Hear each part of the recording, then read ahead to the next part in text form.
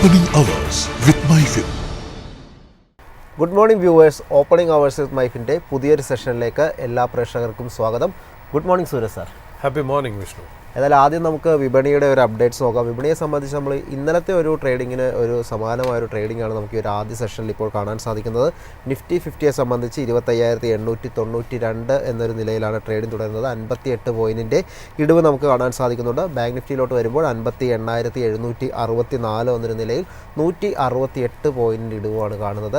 ഏതായാലും broader market index അല്ലെങ്കിൽ sector vice പെർഫോമൻസുകളൊക്കെ ഇന്നത്തെ ഒരു മാർക്കറ്റിൽ നോക്കുമ്പോൾ കൃത്യമായൊരു നെഗറ്റീവ് സെൻറ്റിമെൻറ്റ്സ് നമുക്ക് കാണാൻ സാധിക്കുന്നുണ്ട്. എസ്പെഷ്യലി ബ്രോഡർ മാർക്കറ്റിലോട്ട് വരുമ്പോൾ mid cap, small cap, Nifty next 50 തുടങ്ങിയ പ്രധാനപ്പെട്ട ഇൻഡെക്സുകളൊക്കെ ഇടിവാണ് രേഖപ്പെടുത്തുന്നത്. സെക്ടറൽ ഇൻഡെക്സുകളിലും സമാനമായൊരു ട്രെൻഡ് തന്നെയാണ് കാണുന്നത്. എന്നാൽ മെറ്റൽ, ഓയിൽ ആൻഡ് ഗ്യാസ് ഈ രണ്ട് ഇൻഡെക്സിൽ നേരിയ ഒരു ഫ്ലാറ്റ് ആയിട്ടുള്ള ഒരു പോസിറ്റീവ് നോട്ട് നേട്ടം കാണുന്നുണ്ട്. എന്നാൽ auto, IT, FMCG, PSU bank, realty തുടങ്ങിയ പ്രധാനപ്പെട്ട ഇൻഡെക്സുകളൊക്കെ തന്നെ ഇടിവ് രേഖപ്പെടുത്തിയാണ് ട്രേഡിംഗ് തുടരുന്നതായിട്ട് കാണാൻ സാധിക്കുന്നത്. ഗ്ലോബൽ ക്യൂസിലോട്ട് വരുമ്പോൾ US മാർക്കറ്റിനെ സംബന്ധിച്ചും ഒരു ഇടിവ് രേഖപ്പെടുത്തുന്ന ഒരു ട്രേഡിംഗ് ആയിരുന്നു ഇന്നലെ ഉണ്ടായിരുന്നത്. ഡൗ ജോൺസ്, S&P 500, നാസ്ഡാക്ക് തുടങ്ങിയ ഇൻഡെക്സുകളൊക്കെ തന്നെ 1% ഒരു ഇടിവ് രേഖപ്പെടുത്തിക്കൊണ്ടുള്ള ഒരു ക്ലോസിംഗ് ആണ് എടുത്തതായിട്ട് കാണാൻ സാധിക്കുന്നത്. ഏതായാലും നമുക്ക് സൂരജ് സാറിലോട്ട് പോകും. സൂരജ് സാർ, നമുക്ക് ഇന്നത്തെ ഒരു ഓപ്പണിംഗ് അവേഴ്സ് എന്ന് പറയുന്നത് ഒരു സ്പെഷ്യൽ ഒരു എപ്പിസോഡായിട്ടാണ് നമ്മൾ ചെയ്യാൻ ഉദ്ദേശിക്കുന്നത്. ഏതായാലും ഒരു ന്യൂ ഇയർ വരാൻ പോവുകയാണ്. നമ്മളെ സംബന്ധിച്ച് വളരെ ഒരു ഹാപ്പി ആയിട്ടുള്ളൊരു ഇയർ എന്ന് തന്നെ പറയാം. നമ്മൾ നിക്ഷേപത്തിൻ്റെ ഒരു കാര്യത്തിലല്ല പറയുന്നത്. നമ്മൾ ഓപ്പണിംഗ് അവേഴ്സ് തുടങ്ങിയതിന് ശേഷം നമ്മൾ പറഞ്ഞ പല കാര്യങ്ങളൊക്കെ തന്നെ മാർക്കറ്റിൽ അതേപോലെ നടന്നതിൻ്റെ ഒരു സന്തോഷം നമുക്കുണ്ട്. മാത്രമല്ല 2026 അടുത്തൊരു പുതുവർഷം വരാൻ പോവുകയാണ്. നിക്ഷേപകർക്ക് വേണ്ടി അല്ലെങ്കിൽ നിക്ഷേപകർ എന്തൊക്കെയാണ് ശ്രദ്ധിച്ചിരിക്കേണ്ട കാര്യങ്ങളൊക്കെ കൂടി നമുക്ക് അവരായിട്ട് പങ്കുവെക്കേണ്ടതുണ്ട്. അപ്പോൾ നമുക്ക് ഇന്നത്തെ ഒരു ഷോയിലോട്ട് കടക്കാം. വിഷ്ണു, ഞാൻ ഇന്നത്തെ ദിവസം തന്നെ ഒരു സ്പെഷ്യൽ ഷോ സാധാരണ 31-നാണ് വരേണ്ട കാര്യം. അത് കഴിഞ്ഞാണ് നമ്മൾ ന്യൂ ഇയറിലേക്ക് കയറുന്നത്. പക്ഷേ ചിലപ്പോൾ എനിക്ക് ഉറപ്പില്ല, എനിക്ക് എൻ്റെ അച്ഛൻ മരിച്ചതിൻ്റെ ഒരു ബലി കർമ്മങ്ങൾ എനിക്ക് നാളെ 31-ാം തീയതി ഉണ്ട്. അപ്പോൾ രാവിലെ ബലി ഇടാൻ പോവുകയൊക്കെ കഴിഞ്ഞിട്ട് ചിലപ്പോൾ ഞാൻ വരുമ്പോഴത്തേക്കും ഓപ്പണിംഗ് അവേഴ്സ് ചിലപ്പോൾ എനിക്കൊന്ന് ഹോസ്റ്റ് ചെയ്യാൻ പറ്റി എന്നെനിക്ക് വരില്ല.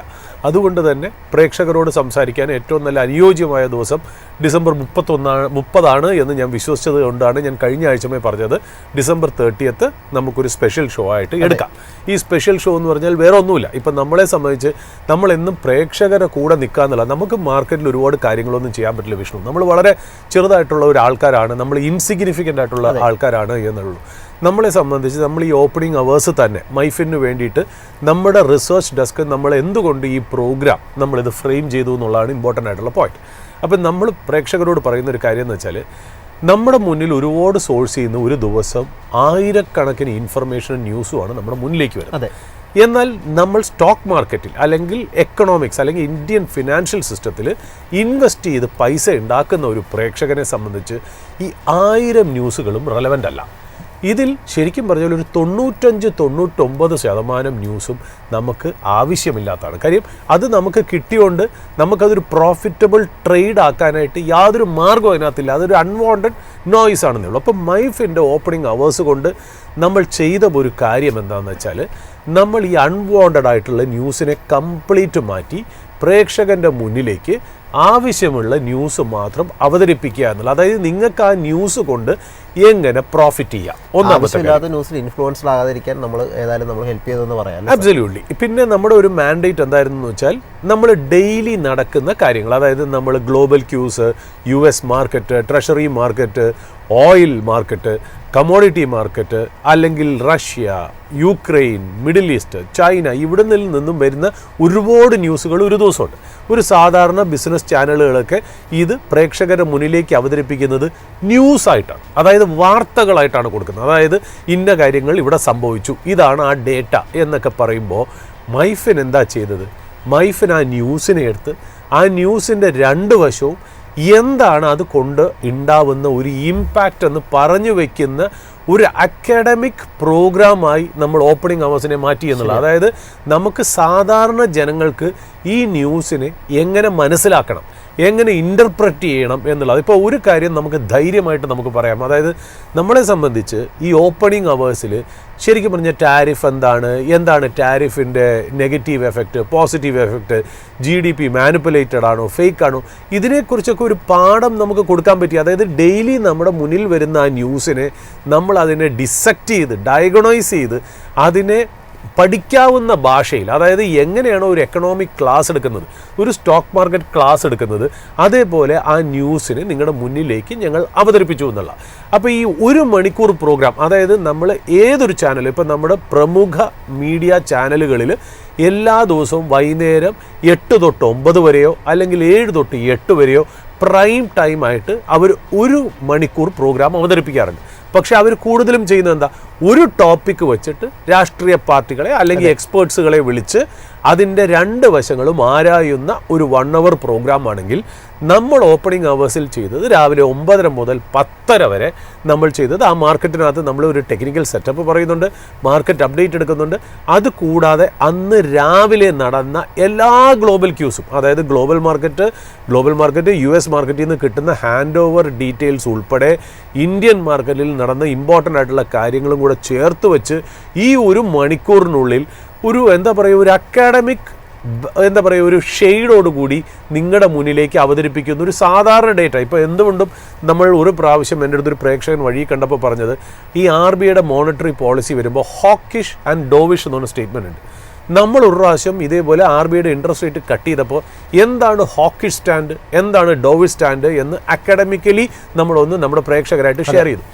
എന്നെ ആ വ്യക്തി വന്ന് കണ്ടിട്ട്, എന്നെ നമ്മുടെ ഓഫീസിൻ്റെ ഫ്രണ്ടിൽ തന്നെ വെച്ച് അദ്ദേഹം കണ്ടിട്ട് എൻ്റെ അടുത്ത് പറഞ്ഞ കാര്യം എന്ന് വെച്ചാൽ, ഇത്രയും നാളായിട്ട് RBIയുടെ ഇൻട്രസ്റ്റ് റേറ്റിൻ്റെ ആ ഒരു ന്യൂസ് നിങ്ങൾ കേൾക്കുമ്പോഴും എന്താണ് ഡോവിഷ്, എന്താണ് ഹോക്കിഷ് സ്റ്റാൻസ് എന്നുള്ളത് ഞങ്ങൾക്ക് മനസ്സിലായില്ല എന്നുള്ള.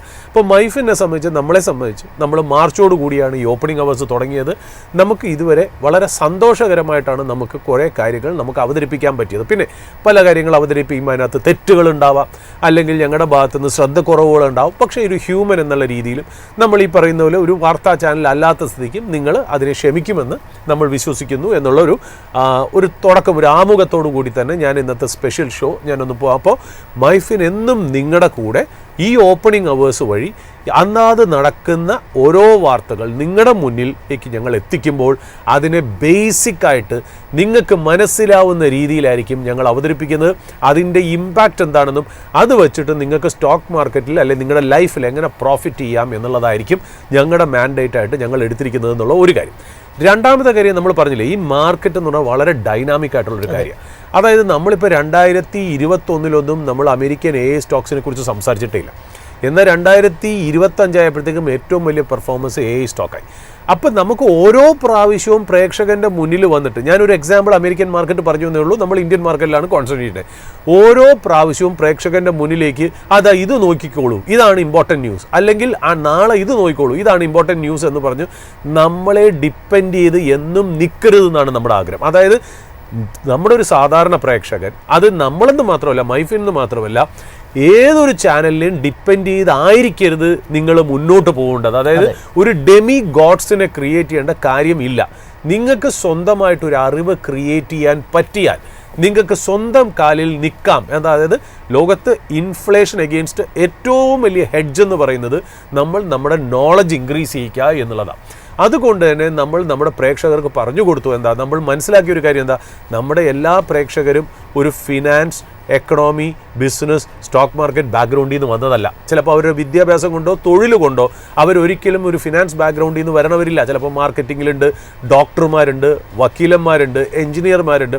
ഇവർക്കൊന്നും ബേസിക്കലി ഈ പറയുന്ന പോലെ ബിസിനസ്സോ എക്കണോമിക്കോ ഫിനാൻസോ ബാക്ക്ഗ്രൗണ്ട് ഇല്ലാത്തവരാണ്. ഇപ്പം ഞാൻ എന്തുകൊണ്ട് ഈ പ്രോഗ്രാം ഇങ്ങനെ അവതരിപ്പിക്കുന്നു വെച്ചാൽ, ഞാനൊരു ഫിനാൻസ് ബാക്ക്ഗ്രൗണ്ടിൽ നിന്ന് വന്നതല്ല. ഞാൻ ട്രിവാൻഡ്രം എഞ്ചിനീയറിംഗ് കോളേജിൽ നിന്ന് 1995-96 ഇലക്ട്രോണിക്സ് ആൻഡ് കമ്മ്യൂണിക്കേഷനിൽ ഞാൻ BTech ഗ്രാജുവേഷൻ പഠിച്ച് കഴിഞ്ഞിട്ട് ഞാൻ പല സോഫ്റ്റ്വെയർ കമ്പനികളിലും വർക്ക് ചെയ്തിട്ട് ആക്സിഡൻ്റലായിട്ടാണ് ഞാൻ ഈ ഇൻഡസ്ട്രിയിലേക്ക് വന്നത്. ആ ഇൻഡസ്ട്രിയിൽ സെബി രജിസ്റ്റേർഡ് പോർട്ട്ഫോളിയോ മാനേജ്മെൻറ്റ് സർവീസസിൻ്റെ ഫണ്ട് മാനേജറും ഡയറക്ടറും ഫൗണ്ടറുമായിട്ടിരുന്നു. ഞാൻ എൻ്റെ കമ്പനിയുടെ സ്റ്റേക്ക് വിറ്റിട്ടാണ് ഞാൻ മുന്നോട്ട് പോകുന്നതെന്നുള്ള. അപ്പോൾ ഇപ്പോൾ എൻ്റെ ഒരു റിട്ടയർഡ് ലൈഫ് പോലെയുള്ള സമയത്ത് എൻ്റെ അനുഭവങ്ങൾ ഞാൻ ഷെയർ ചെയ്യുന്നു. അതുപോലെ കിട്ടുന്ന ന്യൂസ് ഒരു നോളജ് ബേസ്ഡ് ആയിട്ട് നിങ്ങളെ കണ്ടൻ്റായിട്ട് നിങ്ങളുടെ മുന്നിൽ അവതരിപ്പിക്കുന്നു. അതുമാത്രമല്ല, പ്രേക്ഷകരോട് ഞാൻ എന്നും പറയുന്ന ഒരു കാര്യമുണ്ട്, നിങ്ങളുടെ നിത്യജീവിതത്തിൽ, അതായത് നിങ്ങളൊരു സൂപ്പർ മാർക്കറ്റിൽ പോകുമ്പോഴോ, നിങ്ങൾ റോഡിൽ കൂടെ നടന്നുകൊണ്ട് പോകുമ്പോഴോ, അല്ലെങ്കിൽ നിങ്ങൾ ഉപയോഗിക്കുന്ന സാധനങ്ങളുടെ പുറകിൽ തന്നെ ഒരു സ്റ്റോക്ക് ഐഡിയ ഉണ്ട്, ഇത് വലിയ റോക്കറ്റ് സയൻസ് അല്ല എന്നുള്ള രീതിയിലേക്ക് നമുക്ക് അവതരിപ്പിക്കാൻ പറ്റി എന്നുള്ളതാണ് അതിനകത്ത് സന്തോഷകരം. ഹെൽപ്പ് ചെയ്യുന്ന കാര്യങ്ങളാണ് നമ്മളിവിടെ ഷോയിൽ പറയുന്നത്. അബ്സല്യൂട്ട്ലി. അപ്പോൾ ഇങ്ങനത്തെ കാര്യങ്ങളാണ് നമ്മൾ പൊതുവേ പ്രേക്ഷകരായിട്ട് കമ്മ്യൂണിക്കേറ്റ് ചെയ്യുന്നത്. അപ്പോൾ ഓപ്പണിംഗ് അവേഴ്സ് എന്താണ് എന്ന് ഞാനൊന്ന് വിശേഷിപ്പിക്കാൻ അല്ലെങ്കിൽ ഒന്ന് മനസ്സിലാക്കി തരാനാണ് ഞാനത് പറഞ്ഞതെന്നുള്ള. ഓപ്പണിംഗ് അവേഴ്സിൽ നമ്മൾ ഒരിക്കലും നമുക്കറിയാലോ, പ്രേക്ഷകരുടെ അറിവിന് വേണ്ടിയിട്ട് ഒരു കാര്യം കൂടെ പറയാം. നമ്മൾ ഈ വരുന്ന സോഷ്യൽ മീഡിയയിൽ വരുന്ന വ്യക്തികൾ ആരും തന്നെ നിങ്ങൾക്ക് റെക്കമെൻഡേഷൻ പറയാൻ പാടില്ല എന്നുള്ളതാണ് securities and exchange board of ഇന്ത്യയുടെ റൂള്. അതായത് നമ്മൾ ഒരിക്കലും നിങ്ങളെ ഇൻഫ്ലുവൻസ് ചെയ്യരുത്. ഒരു സ്റ്റോക്കിനെ കുറിച്ച് ഞങ്ങൾക്ക് വിവരിക്കാം, പക്ഷെ ആ സ്റ്റോക്കിൻ്റെ ഫ്യൂച്ചർ എന്താ, നാളെ എന്താണ് നടക്കാൻ പോകുന്നത്, അല്ലെങ്കിൽ എക്സ്പെക്റ്റഡ് ഏർണിങ്സ് എന്താണ് എന്ന് പറയാനുള്ള അധികാരം നമുക്കില്ല. എന്നാൽ ഒരു ബ്രോക്കറേജ് റിപ്പോർട്ട് എടുത്തിട്ട് ബ്രോക്കറേജുകൾ ഇങ്ങനെ പറയുന്നു എന്നൊരു ജേർണലിസം മോഡലിൽ ഞങ്ങൾക്ക് നിങ്ങളുടെ മുന്നിൽ അവതരിപ്പിക്കാമെന്നേ ഉള്ളൂ. അല്ലാണ്ട് നമ്മുടെ സ്വന്തമായിട്ടുള്ള ഒരു അഭിപ്രായം നിങ്ങളുടെ മുന്നിൽ പറയാൻ പാടില്ല. ഇന്ന സ്റ്റോക്ക് നല്ലതാണ്, ഇന്ന സ്റ്റോക്ക് മോശമാണെന്ന് പറയാൻ പാടില്ല. ഇനി അഥവാ ഞങ്ങൾ എന്തെങ്കിലും സ്റ്റോക്ക് റെക്കമെൻഡേഷൻ ആയിട്ടല്ല, ഒരു അവതരണമാണെങ്കിൽ പോലും അതിൻ്റെ 15 ദിവസം മുന്നോട്ടും 5 ദിവസം പിന്നോട്ടും നമ്മൾ ആ സ്റ്റോക്കിൽ ട്രേഡ് ചെയ്യാൻ പോലും പാടില്ല. ഇങ്ങനത്തെ ഒരുപാട് സെബിയുടെ ഫോർമാലിറ്റീസും ഗൈഡ് ലൈൻസും കംപ്ലയൻസ് റെഗുലേഷൻസും ഉള്ളതുകൊണ്ടാണ് ഞങ്ങൾ നിങ്ങളുടെ മുന്നിൽ അവതരിപ്പിക്കാത്തത്. നമ്മൾ സ്പോട്ട് ലൈറ്റ് കൂടി നമ്മൾ പറയുന്നുണ്ട്, അതായത് ആ ഒരു സ്റ്റോക്ക് എന്ന് പറഞ്ഞാൽ നമ്മൾ ആ ഒരു ബിസിനസ് പരിചയപ്പെടുത്തണം. അബ്സല്യൂട്ട്ലി. കാര്യം സ്പോട്ട് ലൈറ്റിൽ തന്നെ നമ്മൾ മോശം കമ്പനികളെ അവതരിപ്പിച്ചിട്ടുണ്ട്. നമ്മൾ ആ സ്പോട്ട് ലൈറ്റ് അവതരിപ്പിക്കുന്നതെന്ന് വെച്ചാൽ നിങ്ങൾ ജീവിതത്തിൽ കാണുന്ന അല്ലെങ്കിൽ ഒരു ദിവസം കാണുന്നത്. ഞാനിപ്പോൾ നമ്മൾ പറഞ്ഞില്ലേ, അതായത് നൻപകൽ നേരത്ത് മയക്കം എന്ന് പറയുന്ന ഒരു സിനിമ എക്സ്പ്ലെയിൻ ചെയ്ത് അതിൻ്റെ ഒരു അഡ്വർടൈസ്മെൻറ്റിലേക്ക് നമ്മൾ വന്നത്. നമ്മൾ ശ്രീ മോഹൻലാലിൻ്റെ തുടരും എന്ന് പറയുന്ന സിനിമയിൽ ജോർജ് സാറിൻ്റെ ക്യാരക്ടറായ പ്രകാശ് വർമ്മ ചെയ്ത ഒരു ആഡും ഇണക്കി ചേർത്തിട്ടാണ് നമ്മൾ ഗ്രീൻ പ്ലൈ എന്ന് പറയുന്ന ഒരു ബിസിനസ്സിനെ എക്സ്പ്ലെയിൻ ചെയ്യുന്നത്. അപ്പം നമ്മൾ എന്താ പറയുന്നത്, ഈ ഗ്രീൻ പ്ലൈ എന്ന് പറഞ്ഞാൽ സ്റ്റോക്ക് മാർക്കറ്റിൽ കിടക്കുന്ന ഒരു കമ്പനി മാത്രമല്ല, നിങ്ങളുടെ നിത്യജീവിതത്തിൽ ഉപയോഗിക്കുന്ന ഒരു പ്രോഡക്റ്റാണ്. അത് മാത്രമല്ല, നിങ്ങൾ കാണുന്ന സിനിമയും മാധ്യമങ്ങളും വഴിയും നിങ്ങൾക്ക് ഈ പ്രോഡക്റ്റിനെ അറിയാം എന്നുള്ള ഒരു കാഴ്ചപ്പാടിലേക്കാണ് നമ്മൾ അത് അവതരിപ്പിച്ചതെന്നുള്ള. അപ്പോൾ നിങ്ങളുടെ ജീവിതത്തിൽ കൂടെ നിങ്ങൾക്ക് എങ്ങനെ സ്റ്റോക്ക് കണ്ടുപിടിക്കാം, അതിന് റോക്കറ്റ് സയൻസോ നിങ്ങൾക്ക് ബിസിനസ്സോ ഫിനാൻസോ എക്കണോമിയോ കോമേഴ്സോ പഠിക്കേണ്ട എന്നുള്ള ഒരു ധൈര്യം കൂടെ പകർന്നു തന്ന് നിങ്ങളെ സ്വന്തം കാലിൽ നിർത്താൻ വേണ്ടിയിട്ടാണ് നമ്മുടെ ഓപ്പണിംഗ് അവേഴ്സിൽ നമ്മൾ പരമാവധി ശ്രമിച്ചതെന്നുള്ളത്. അതിൽ കുറേ വിജയങ്ങളുണ്ടായി, കുറേ ഹിറ്റ്സ് ഉണ്ടായി, കുറേ മിസ്സസ് ഉണ്ടായി എന്നുള്ള കാര്യത്തിൽ യാതൊരു സംശയവും ഇല്ല എന്നുള്ളതാണ്. അപ്പോൾ ഞാനൊന്ന് ഇപ്പോൾ നമ്മൾ പറയാം, നമ്മൾ ഈ ഈവൻഫുള്ളായിട്ട് നമ്മൾ 2025 കയറിയപ്പോഴത്തേക്കും മാർച്ചിൽ നമ്മൾ ഓപ്പണിംഗ് അവേഴ്സ് തുടങ്ങുമ്പോഴത്തേക്കും വളരെ ഇമ്പോർട്ടൻ്റ് ആയിട്ടുള്ളൊരു ന്യൂസ് നമ്മുടെ മുന്നിലേക്ക് വന്നത് US-ൻ്റെ ടാരിഫാണ്. ഈ US-ൻ്റെ ടാരിഫ് വരുന്നതിന് ജസ്റ്റ് മുമ്പായിട്ട് നമ്മൾ ഓപ്പണിംഗ് അവേഴ്സ് തുടങ്ങിയില്ലെങ്കിൽ പോലും നമ്മൾ കഴിഞ്ഞ ഫെബ്രുവരിയിൽ, അതായത് ഫെബ്രുവരി 1-ാം തീയതി നമ്മൾ 2025 ബഡ്ജറ്റിന് ഒരു ഫുൾ ഫ്ലഡ്ജഡ് ആയിട്ടുള്ള ഒരു പ്രോഗ്രാം നമ്മൾ അവതരിപ്പിച്ചു. അത് മുതലാണ് നമ്മൾ ആദ്യമായിട്ട് നമ്മുടെ പ്രേക്ഷകരായിട്ട് ഇൻട്രാക്ട് ചെയ്യാൻ തുടങ്ങിയത്. അന്ന് ഈ ഫെബ്രുവരി 2025 വന്ന ബഡ്ജറ്റിൽ ഗവൺമെൻറ് 12 ലക്ഷം വരെയുള്ള ഇൻകം ടാക്സിൻ്റെ ബെനിഫിറ്റ്സ് പ്രേക്ഷകരോട് പറയുമ്പോൾ നമ്മൾ അന്ന് തന്നെ നമ്മൾ പ്രേക്ഷകരുടെ അടുത്ത് കമ്മ്യൂണിക്കേറ്റ് ചെയ്തിരുന്നു. ശരിയാണ്, അതായത് ഡിമാൻഡ് സൈഡിൽ ഒരു സ്റ്റിമുലസ് എന്നുള്ള രീതിയിൽ, ഡിമാൻഡ് എന്ന് പറഞ്ഞാൽ ജനങ്ങൾക്ക് സ്പെൻഡ് ചെയ്യാനും സേവ് ചെയ്യാനും വേണ്ടിയിട്ട് നല്ല രീതിയിലുള്ള ഒരു ഇൻകം ടാക്സ് ബെനിഫിറ്റാണ് 12 ലക്ഷം എന്നുള്ളത് നമ്മൾ പറഞ്ഞിരുന്നു എന്നുള്ള. പക്ഷേ ആ പൈസ നമ്മുടെ ജനങ്ങളുടെ കയ്യിലേക്ക് വരുമ്പോൾ അത് സ്പെൻഡ് ചെയ്യണം എന്നുണ്ടെങ്കിൽ നമുക്ക് സാധനങ്ങളുടെ വില കുറയണം. വില കുറയണമെങ്കിൽ എന്ത് ചെയ്യണം? GST റേറ്റ് ഗണ്യമായ രീതിയിൽ കുറയ്ക്കണം എന്ന് നമ്മുടെ ഈ ഡെസ്കിലിരുന്ന് ചെറിയ മനുഷ്യരായ നമ്മൾ പറഞ്ഞിരുന്നു എന്നല്ല. അന്ന് നമുക്ക് യാതൊരു ഇൻഡിക്കേഷനും ഇല്ല ഈ GSTക്ക് റേറ്റ് കട്ട് വരുമെന്ന്. എന്നാൽ നമ്മൾ പറഞ്ഞതുപോലെ തന്നെ ഓഗസ്റ്റ് എസ്പെഷ്യലി സെപ്റ്റംബർ ആയപ്പോഴത്തേക്കും നമ്മുടെ ഗവൺമെൻറ് GST2 എന്ന് പറയുന്ന വലിയൊരു GST റിഫോം കൊണ്ടുവന്നു. ഏതാണ്ട് 95% ഓഫ് നമ്മുടെ ഡെയിലി യൂസിനുള്ള എസെൻഷ്യൽ ആയിട്ടുള്ള എല്ലാ കാര്യങ്ങളുടെയും എല്ലാ ഗുഡ്സിൻ്റെയും വില കുറച്ചു എന്നുള്ള. നമ്മൾ ഇവിടെ ഇരുന്ന് പറഞ്ഞതുപോലെ തന്നെ സെപ്റ്റംബർ മാസമായപ്പോൾ നമ്മൾ ബഡ്ജറ്റിൽ എന്താണ് നമ്മൾ പറഞ്ഞു വെച്ചാൽ, അതായത് നിങ്ങൾ ഇൻകം ടാക്സ് മാത്രം കട്ട് ചെയ്താൽ പോരാ, അത് കൺസംഷനിലേക്ക് വരണം എന്നുണ്ടെങ്കിൽ നിങ്ങൾ സപ്ലൈ സൈഡും കൂടെ അഡ്രസ്സ് ചെയ്യണം. സപ്ലൈ സൈഡ് അഡ്രസ്സ് ചെയ്യണത് എങ്ങനെയാണ്? പ്രോഡക്ട്സിൻ്റെ വില കുറയ്ക്കുക എന്നുള്ള രീതിയിൽ, പ്രോഡക്ട്സിൻ്റെയും സർവീസസിൻ്റെ. ഗവൺമെൻറ് അതുപോലെ ചെയ്തു. ഏതാണ്ട് നമ്മൾ പറഞ്ഞതുപോലെ അവിടെ നടന്നു എന്നുള്ളത് വളരെ സന്തോഷകരമായിട്ടുള്ളൊരു കാര്യം. അപ്പോൾ അത് ഞാൻ നിങ്ങളായിട്ട് ഷെയർ ചെയ്യുന്നു. അപ്പോൾ ഈ 2025 ഒരു ഹിറ്റ് എന്നുള്ള രീതിയിൽ അത് സംഭവിച്ചു എന്നുള്ളതാണ് നമുക്ക് പറയാം. ഹിറ്റ്സ് ആൻഡ് മിസ്സസ് എന്നാണ്.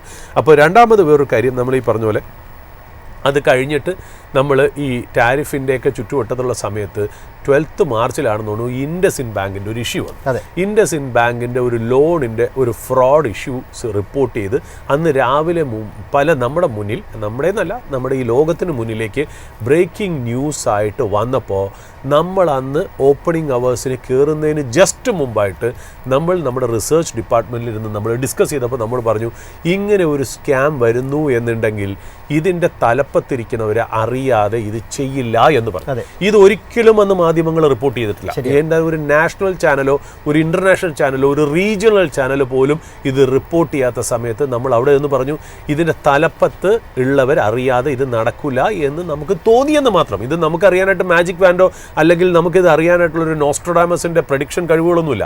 നമ്മൾ എന്താ ചെയ്ത്, നമ്മൾ സിമ്പിളായിട്ട്, അതായത് നമ്മുടെ മുന്നിൽ 10-15 ഡ്രോയർ ഉണ്ടായിരുന്നു. നമ്മൾ തുറന്ന ഡ്രോയർ ഏതാ? Insider trading. അതായത് ഈ സ്റ്റോക്കിൽ, ഈ ഇൻഡസിൻഡ് ബാങ്ക് എന്ന് പറയുന്ന സ്റ്റോക്കിൽ ഇൻസൈഡർ ട്രേഡിംഗ് നടന്നിട്ടുണ്ടോ, അതായത് ഇതിൻ്റെ പ്രൊമോട്ടേഴ്സ് ആരെങ്കിലും അല്ലെങ്കിൽ മാനേജ്മെൻറ്റിലുള്ള ആരെങ്കിലും ഇതിനെക്കുറിച്ച് അറിയാവുന്നവർ ഇതിൽ വിറ്റൊഴിഞ്ഞ് മാറിയിട്ടുണ്ടോ. നമ്മൾ തുറന്ന ഡ്രോയർ കറക്റ്റായിരുന്നു വിഷ്ണു. അതിനകത്ത് വളരെ ക്ലിയറായിട്ട് എഴുതിയിരുന്നു CEO സുമന്ത് കപാലിയെയും ഡെപ്യൂട്ടി CEO 1.5 കൊല്ലമായിട്ട് കണ്ടിന്യൂസ് ആയിട്ട് നല്ല ഹയർ റേറ്റിൽ, ആ സ്റ്റോക്കിൻ്റെ ഹയർ റേറ്റിൽ ഒഴിഞ്ഞ് വിറ്റുമാറുകയും അവിടെ ഒരു മ്യൂച്വൽ ഫണ്ടും വിറ്റുമാറുന്നതായിട്ട് നമ്മൾ കണ്ടു. മ്യൂച്വൽ ഫണ്ടിൻ്റെ പേര് നമ്മൾ എടുത്ത് പറഞ്ഞില്ല എന്ന് മാത്രം, അല്ലേ? നമ്മൾ ആ പറഞ്ഞ കാര്യം ഒരു 3 ദിവസം 4 ദിവസം കഴിഞ്ഞപ്പോൾ എക്കണോമിക് ടൈംസ് റിപ്പോർട്ട് ചെയ്യുകയും അത് വൈൽഡ് ഫയർ ആയിട്ട് വരികയും ചെയ്തു. നമ്മളെ റിപ്പോർട്ട് ചെയ്തല്ല, എക്കണോമിക് ടൈംസിന്റെ റിസർച്ച് ഡിപ്പാർട്ട്മെന്റ് കണ്ടുപിടിച്ചു എന്നുള്ള രീതിയിൽ പറയുന്നതിന് മുമ്പ് നമുക്കൊരു കാര്യം നമുക്ക് പറയാൻ സാധിച്ചു. നമ്മൾ അതിനകത്ത് നിന്ന് നമ്മൾ അത്ഭുതങ്ങളല്ല കണ്ടുപിടിച്ചത്. നമ്മൾ കണ്ടുപിടിച്ചതെന്ന് വെച്ചാൽ ഈ എല്ലാ ഇൻഫർമേഷനും പബ്ലിക് ഡൊമൈനിൽ തന്നെ ഉണ്ടായിരുന്നു. നമ്മൾ ആ പബ്ലിക് ഡൊമൈൻ നമുക്കൊരു അലമാരിയായിട്ട് നമ്മൾ കൺസിഡർ ചെയ്യണമെങ്കിൽ അതിലേത് ഡ്രോയർ തുറന്നാൽ ഇതിനുള്ള ഉത്തരം കിട്ടുമെന്നുള്ളതാണ്. നമുക്ക് തോന്നിയിരുന്നു ഇതിനകത്ത് ഇൻസൈഡർ ട്രേഡിംഗ് ആവാനാണ് സാധ്യത എന്ന്. നമ്മൾ ആ തുറന്ന ഡ്രോയർ വളരെ കറക്റ്റായിരുന്നു, അതിൽ നിന്ന് ഇൻഫർമേഷൻ കിട്ടി. അല്ലാതെ നമുക്ക് ഇതിനകത്തുനിന്ന് കാര്യങ്ങൾ അറിയാനായിട്ട് നമ്മൾ ഇവിടെ ഇരുന്ന് വിചാരിച്ചാൽ നടക്കത്തൊന്നുമില്ല. അപ്പം നമ്മൾ നമ്മുടെ ഒരു ലിമിറ്റഡ് നോളജ് കൊണ്ട് നമ്മൾ തുറന്ന ഡ്രോയർ കറക്റ്റായിരുന്നു എന്ന് മാത്രം. അത് കഴിഞ്ഞിട്ട് ഈ പറയുന്ന പോലെ ട്രംപിൻ്റെ ടാരിഫ് വന്നു. ട്രംപിൻ്റെ ടാരിഫ് വന്നപ്പോൾ ഗ്ലോബൽ മാർക്കറ്റ്സ് നന്നായിട്ട് ഇടിഞ്ഞു. അപ്പോൾ 4th ഏപ്രിൽ 2025 എന്നാണ് ഓർമ്മ. അന്ന് JP മോർഗൻ പറഞ്ഞു American GDP second half of 2025 ആകുമ്പോഴത്തേക്കും ഒരു കോൺട്രാക്ഷൻ ഉണ്ടാവും, അമേരിക്ക റിസെഷനിലേക്ക് പോകും. അതുമാത്രമല്ല, അമേരിക്ക റിസെഷനിലേക്ക് പോകുന്നു മാത്രമല്ല, ഈ പറയുന്ന ടാരിഫ് ഇൻക്രീസ് കാരണം, അതായത് മറ്റുള്ള രാജ്യങ്ങളിൽ നിന്നും ഇമ്പോർട്ട് ചെയ്യുന്ന ഗുഡ്സ് അമേരിക്കയിലെത്തുമ്പോൾ ടാരിഫ് കാരണം ഗുഡ്സിൻ്റെ വില കൂടുന്നത് കാരണം ഇൻഫ്ലേഷൻ അമേരിക്കൻ ജനങ്ങളിലേക്ക് എത്തും. അങ്ങനെയാണെങ്കിൽ ഇൻട്രസ്റ്റ് റേറ്റ് ഫെഡ് കുറയ്ക്കില്ല എന്നുള്ള രീതിയിലേക്ക് പറഞ്ഞു എന്നുള്ളത്. അന്നും നമ്മൾ we stuck our neck out and said, നമ്മളിത് പറയാനുള്ള കാര്യം വെച്ചാൽ never fight Fed, never fight US. അതായത് ലോകത്തുള്ള ഒരു രാജ്യത്തിൻ്റെ പ്രത്യേകത എന്ന് പറയുന്നത് അമേരിക്ക എന്ന് പറയുന്ന രാജ്യത്തിൻ്റെ പ്രത്യേകത എന്ന് വെച്ചാൽ പ്രോബബ്ലി ഇപ്പം നമുക്ക് കടമുണ്ട്, എക്സ്റ്റേണൽ ഡെപ്റ്റ് ഉണ്ടെന്ന് വിചാരിക്കും. ഇന്ത്യക്ക് എക്സ്റ്റേണൽ ഡെപ്റ്റ് ഉണ്ട്. നമ്മൾ പുറത്തുനിന്ന് കടം മേടിച്ചിരിക്കുന്നത് എന്തിനാണ്? US ഡോളേഴ്സിലാണ് നമ്മൾ മേടിച്ചിരിക്കുന്നത്. നമ്മുടെ കയ്യിലാണെങ്കിൽ കറൻസി ആണെങ്കിലോ, നമ്മുടെ കറൻസി എന്ന് പറഞ്ഞാൽ ഇന്ത്യൻ റുപ്പിയാണ്. അപ്പം നമ്മൾ ഇവിടെ നിന്ന് പ്രൊഡക്ടിവിറ്റി ഇൻക്രീസ് ചെയ്ത് നമ്മൾ റുപ്പി ഇൻകം ഉണ്ടാക്കി റുപ്പിയിൽ നിന്ന് ഡോളറായിട്ട് കൺവേർട്ട് ചെയ്ത് ഇവർക്ക് ഡോളറിൽ നമ്മൾ പേ ചെയ്യണം. കാരണം എന്താ? നമ്മുടെ റുപ്പി ഇവിടെ പെഗ് ചെയ്തേക്കാണ്. അതിനൊരു ക്വാണ്ടിറ്റി ഉണ്ട്, അതിൻ്റെ പുറകിലൊരു ബാക്കിംഗ് ഉണ്ട്. അതിൻ്റെ ഒരു കണക്കനുസരിച്ച് മാത്രമേ നമുക്ക് കറൻസി സ്റ്റോർ ചെയ്യാൻ പറ്റുള്ളൂ. അതായത് മണി സർക്കുലേഷൻ അല്ലെങ്കിൽ മണി എന്ന് പറയുന്നത് മണിയുടെ ഒരു കൺട്രോളിനായിട്ടുള്ള ഒരു ഫിക്സേഷൻ ഇവിടെ ഉണ്ട് എന്നുള്ളതാണ്.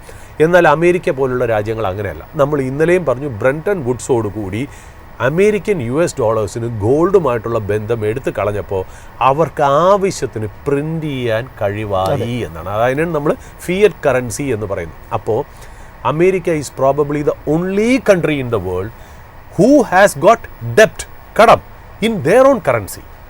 അവർക്ക് ലോകമെമ്പാടും കൊടുക്കാനുള്ള കടം ഡോളറിലാണ്, ഇവരുടെ കറൻസി ആണെങ്കിൽ ഡോളറാണ്. അപ്പോൾ ഇവരെന്ത് ചെയ്തു? അത് നികത്താൻ ഇവർ തന്നെ പ്രിൻ്റ് ചെയ്തു എന്നുള്ളതാണ് അതിനകത്തുള്ള പ്രത്യേകത. പ്രിൻ്റ് ചെയ്യുമ്പോൾ US ഡോളേഴ്സിൻ്റെ വില താഴോട്ടാണ് പോകേണ്ടത്. എന്നിട്ടും കാലക്രമേണ എന്താ നമ്മൾ പഠിച്ചിരിക്കുന്നത്?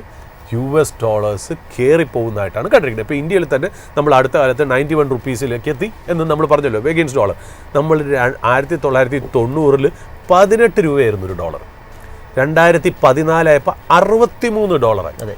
ഇപ്പോൾ 91. അപ്പോൾ അമേരിക്ക ഇത്രയും പ്രിൻ്റ് ചെയ്തിട്ട് പോലും അവരുടെ ഡോളർ ഇൻക്രീസ് ചെയ്യണമെങ്കിൽ ആ അമേരിക്ക എന്ന് പറയുന്ന ബെഹമത്തിൻ്റെ പവറാണ് ഈ കാണിക്കുന്നത് എന്നുള്ള അതിന് പല റീസൺസ് ഉണ്ടാവുമായിരിക്കാം. അതുകൊണ്ട് തന്നെ നമ്മൾ പറഞ്ഞു never fight against Fed, never fight against US എന്ന് പറഞ്ഞു. So we stuck our neck out and said America will never get into a recession. അതിൽ ഒന്നാമത്തെ കാര്യം അതിൻ്റെ എക്കണോമിക് സെറ്റപ്പും കറൻസിയുടെ സ്ട്രെങ്ത്തും. രണ്ടാമത്തെ കാര്യം ട്രംപ് എന്ന് പറയുന്ന വ്യക്തി ഒരു ട്രാൻസാക്ഷണൽ വ്യക്തിയാണ്. അദ്ദേഹത്തിന് മീഡിയ അറ്റൻഷൻ വളരെ ഇഷ്ടമുള്ളതാണ്. വളരെ ഈഗോയിസ്റ്റിക് ആയിട്ടുള്ള ഒരു വ്യക്തിയാണ്, ഹിപ്പോക്രറ്റിക് ആയിട്ടുള്ള വ്യക്തിയാണ്. അദ്ദേഹം ഒരിക്കലും അദ്ദേഹത്തിൻ്റെ റെജീമിലേക്ക് ഒരു റിസെഷൻ പോകാൻ അദ്ദേഹം ആഗ്രഹിക്കില്ല.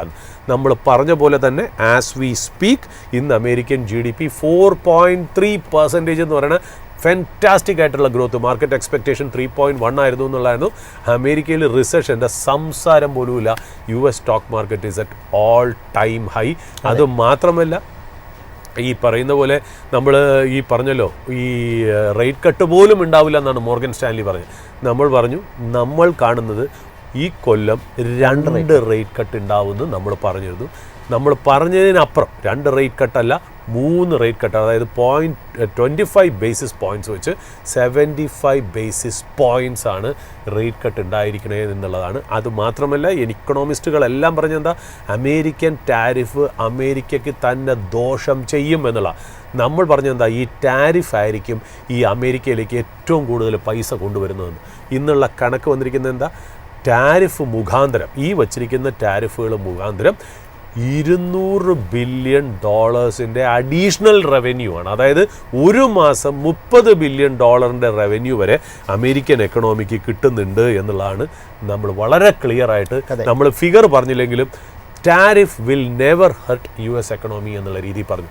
ഇത് മാത്രമല്ല കേട്ടോ, നമ്മൾ ഈ പറയുന്ന പോലെ ഇന്ത്യയിലും ഇന്ത്യയുടെ പല സെക്ടറുകളും, അതായത് ഏറ്റവും കൂടുതൽ എഫക്റ്റ് ആയിട്ടുള്ളത് നമുക്കറിയാലോ ഈ പറയുന്ന പോലെ അപ്പാരൽസ്, പിന്നെ gems and jewelleries, leather goods, ടെക്സ്റ്റൈൽസിലൊക്കെയാണ് ഈ ടാരിഫ് കാരണം ഇന്ത്യയിൽ ഇമ്പാക്റ്റ് ആണെങ്കിലും നമ്മൾ പറഞ്ഞു നിങ്ങൾ മുന്നോട്ട് പോകുമ്പോഴത്തേക്കും ഇതിൻ്റെ മിനിമൽ ഇമ്പാക്റ്റ് ഇന്ത്യൻ എക്കണോമിയിലും ഈ പറയുന്ന സെക്ടറുകളിലും ഇന്ത്യൻ നിഫ്റ്റിയിലും സംഭവിക്കുള്ളൂ എന്ന് പറഞ്ഞു. കാര്യം നമ്മളന്ന് പറഞ്ഞു നിഫ്റ്റിയിലെ ഒരു സ്റ്റോക്കിനും ഈ US ടാരിഫിൻ്റെ പ്രോബ്ലം ഉണ്ടാവില്ല. ഓക്കെ, H1B വിസയുടെ കാര്യത്തിൽ കുറച്ച് ഇന്ത്യൻ IT സ്റ്റോക്കിന് ഹിറ്റ് ഉണ്ടാവുമെന്ന് പറഞ്ഞതല്ലാതെ ഈ ടാരിഫ് ഒരിക്കലും ഇന്ത്യൻ നിഫ്റ്റി കമ്പനികളെ അഫക്റ്റ് ചെയ്യില്ല. അതുകൊണ്ട് നിഫ്റ്റി തിരിച്ചു വരാനുള്ള സാധ്യതകൾ വളരെ ഹൈ ആണ്. As we speak we are near to all time high എന്നുള്ള കാര്യത്തിൽ നമുക്കറിയാം.